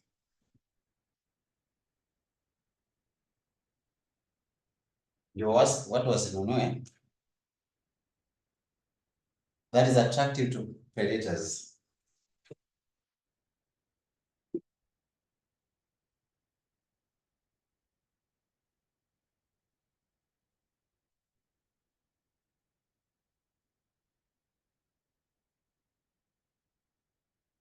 that are attractive to creditors.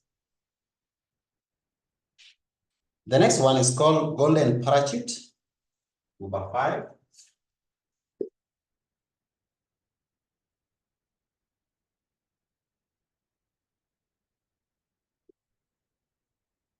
Golden parachute, you say that offering high termination pay to blue-collar workers.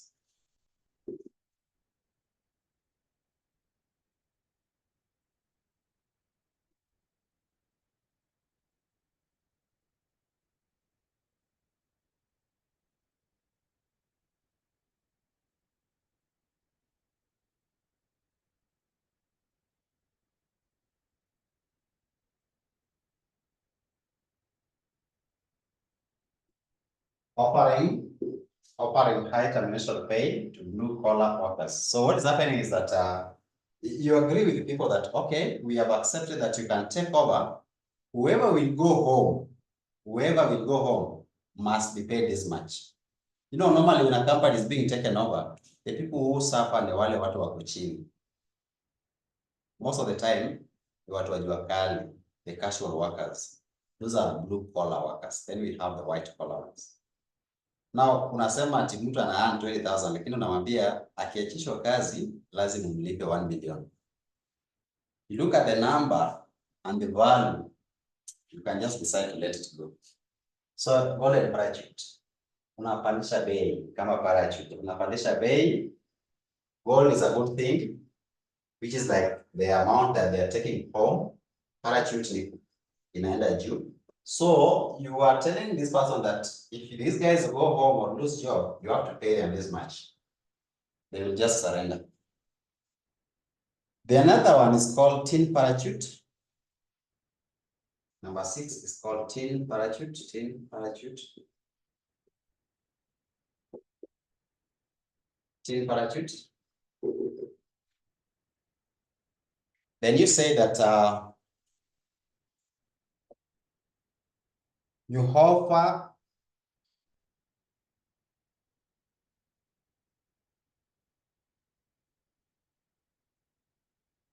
no, sorry. This one should be tin parachute. Then the other one is gold. Sorry, change this one.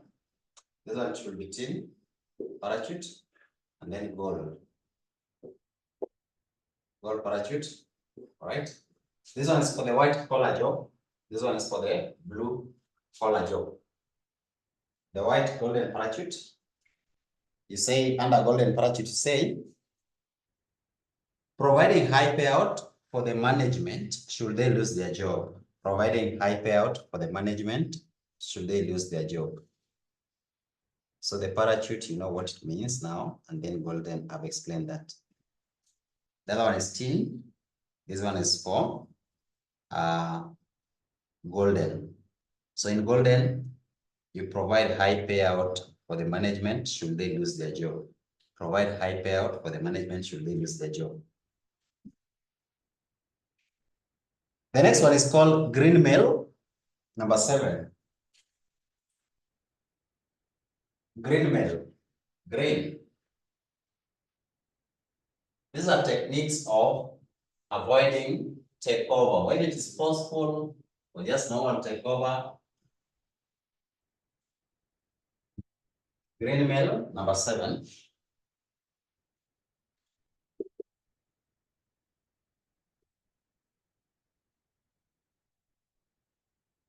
Green mail.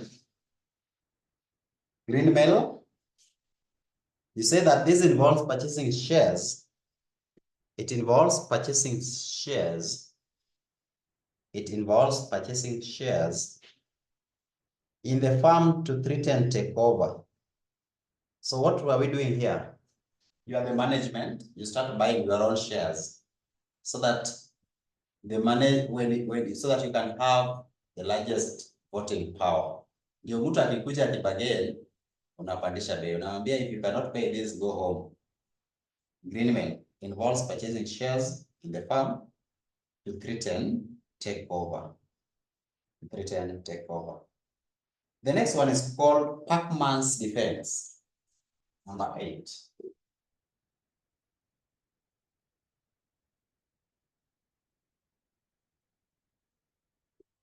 Pacman's defense. Pacman's defense involves the launch of a counter bid for a predator. Involves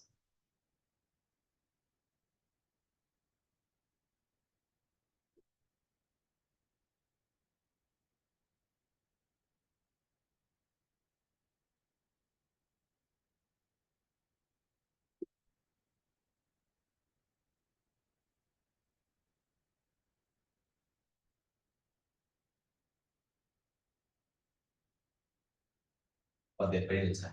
Launch of counter bid for the predator. Launch for the counter bid for the predator. Then we have a leveraged buyout.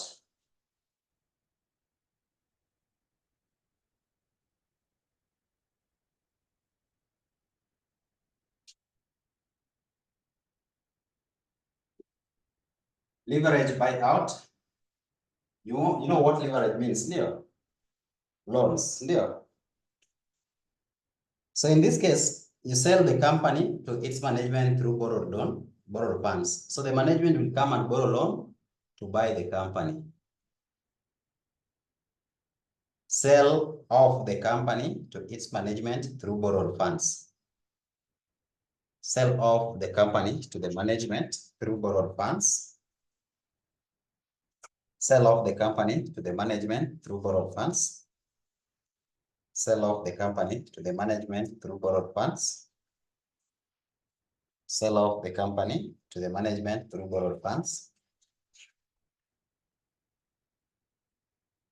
Sell off the company to the management through borrowed funds. Sell off the company to the management through borrowed funds. Sell off the company to the management through borrowed funds.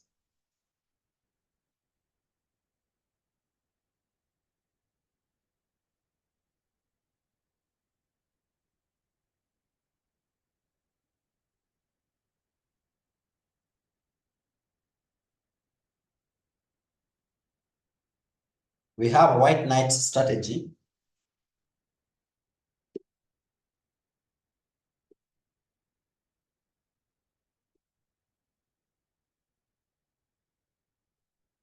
White knight strategy. White knight strategy, where it involves selling shares to a friendly party.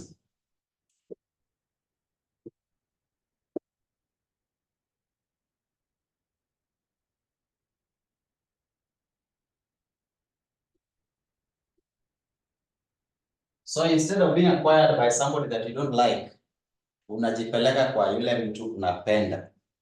Unajipeleka kwa yule unapenda. So you sell your shares to a friendly party. We have the other one, which is called shares repurchase or repurchase.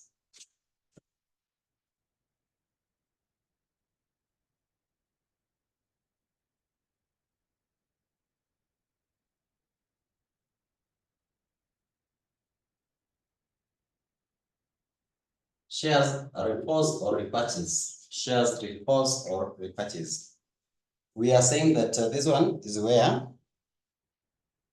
shares repurchase purchases up the price of shares or pushes up. Shares repurchase pushes up.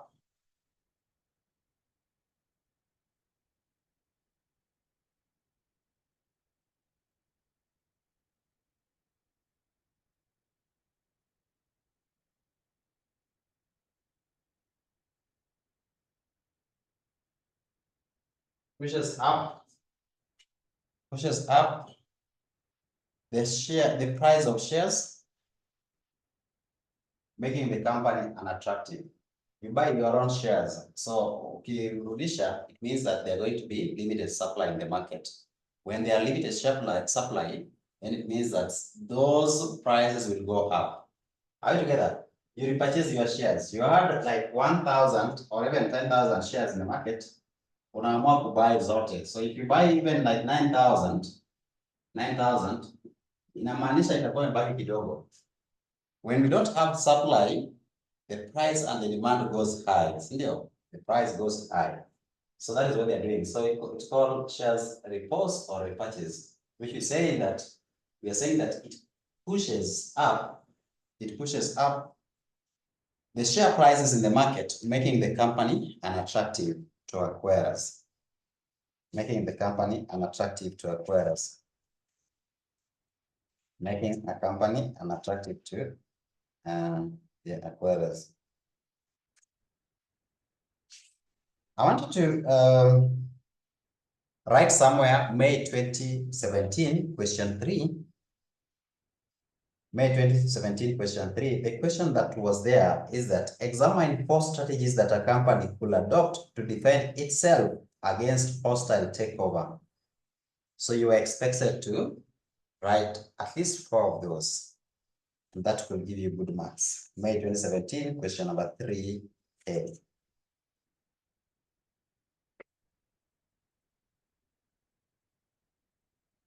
Where you are writing the types of mergers, there's something that I forgot. You can write there.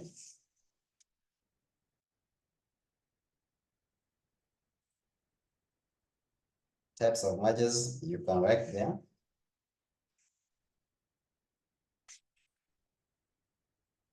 It's called congeneric. You remember we talked about conglomeration or conglomerate. Pale juu mali uliandika the types of mergers. There's something that you need to fix somewhere there. It's called congeneric.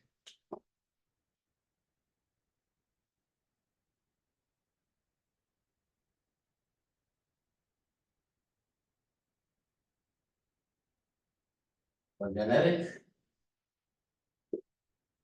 And then we also have reverse takeover. Those are serious words, very serious words. Reverse takeover and congeneric. Congeneric, it basically means that a company acquires another one in the same industry, but not in the same line of business. You acquire another one in the same industry, but not in the same line of business. Conglomerate is where you merge with a company in a different line of business, unrelated line of business.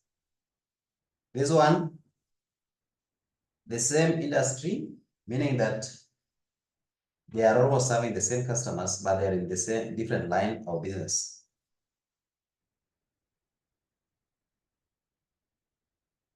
They don't offer the same products. Under conglomeration, we are saying that they are totally in different industries and they are not in the same business. So let's talk about tea. Somebody is producing tea, another one is coffee. They are serving the same customer, they're in the same industry, but line of business are different. This one is called congre or congeneric. But when we talk about conglomeration or conglomerate, somebody is in electronics taking over another one in food business. They are not even related. This one are in the same industry, but serving, they are same industry, but different lines. This one, totally different industries, different line. Industry ya chakula, ama ya coffee, ya hizo foods or whatever, hizi is related businesses. So the industry is the same. The only difference is that they are not in the same line of business. Reverse takeover is very funny. Hii sasa, you know, it is expected that sometimes maybe we have a company, this is where a company that is publicly traded.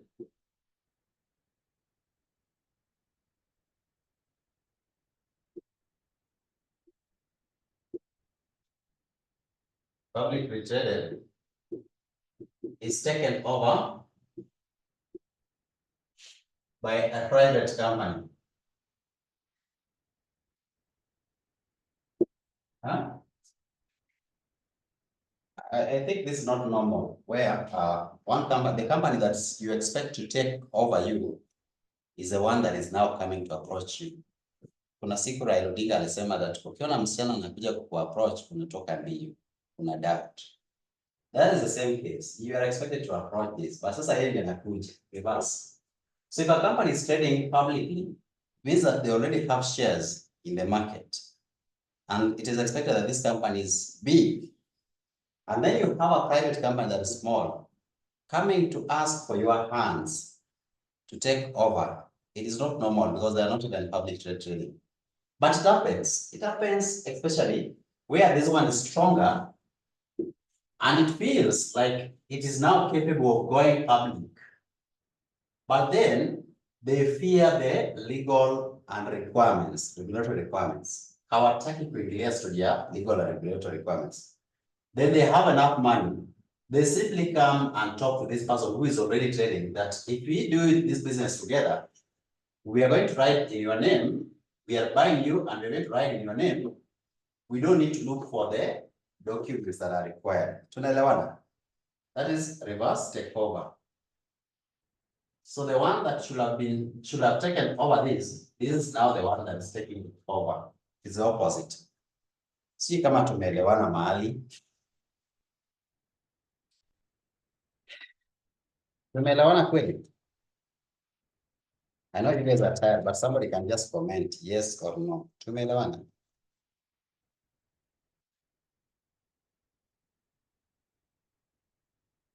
After that, now we shall go to, well, how many minutes? 4 minutes remaining. We can write one thing, then we go. The merger. We talked about the term merger.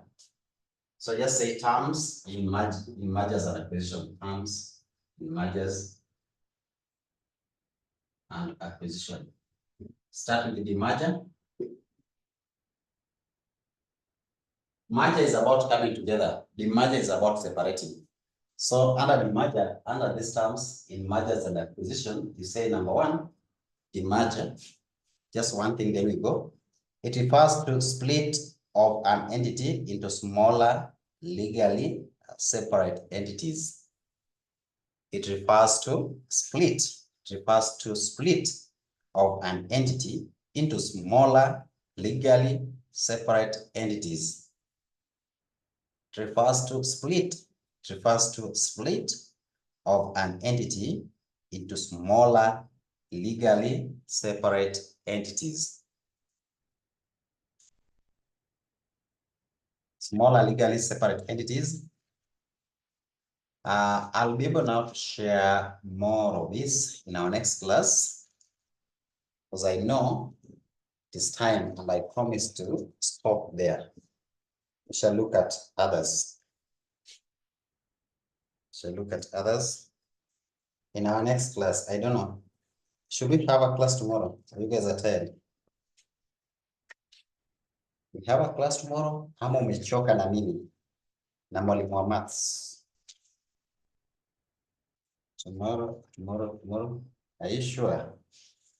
Are you very sure?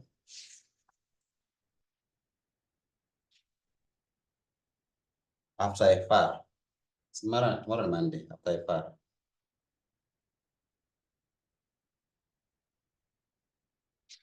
Mimi natamani tutumalize haraka ndio tuweze kupata enough time.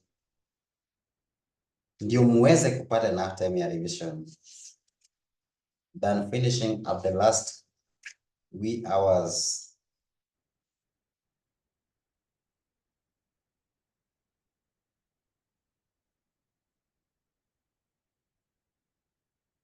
From 8 or 9. It is normally 9. Wanamalizanga FR at 9.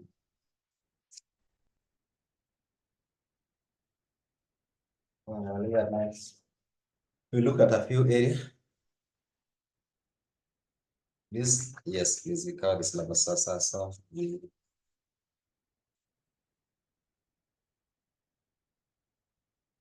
Haya. So tunamalizia Those are the terms that are used. We have like management buy-in, management buy-out, demergers, and such like terms. We shall look at them. And then we now proceed to hesabu. Hesabu ni kidogo, tukifanya 2 lessons ya hesabu, we shall be able to finish the topic. So in require, by the end of the week, we should be done with topic of next week's topic 5. So next week we should be doing topic 5. Ndio hii wiki ingine ya mwisho, hata kama itawezekana next week, hii wiki ya kesho tumalize topic 4 and we start topic 5. Hii wiki ingine fanya tumalize 5 and 6.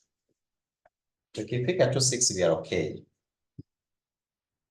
Tukifika 6, 8 tumefanya, 7 in theory. So we should be good. We should be done by 15. That is my timing.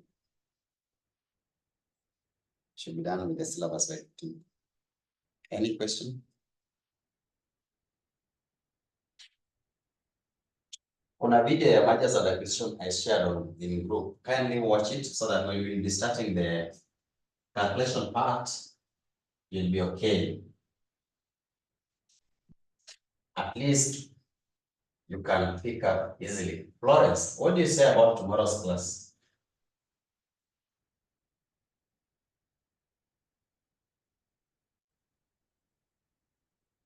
Ama Florence ametoka? Hapa. I unmute really. Sawa. Aha. Say something. Dennis, I do not have any problem with FM, but in LM, we are very much behind. Please do something. Do as makeup classes. Imagine me when I'm in topic 2. So the video that you did, I'll watch it again. At least I'll move from 10% to 20. I can't imagine venye naenda kufail kwa hiyo paper April. Do something about it.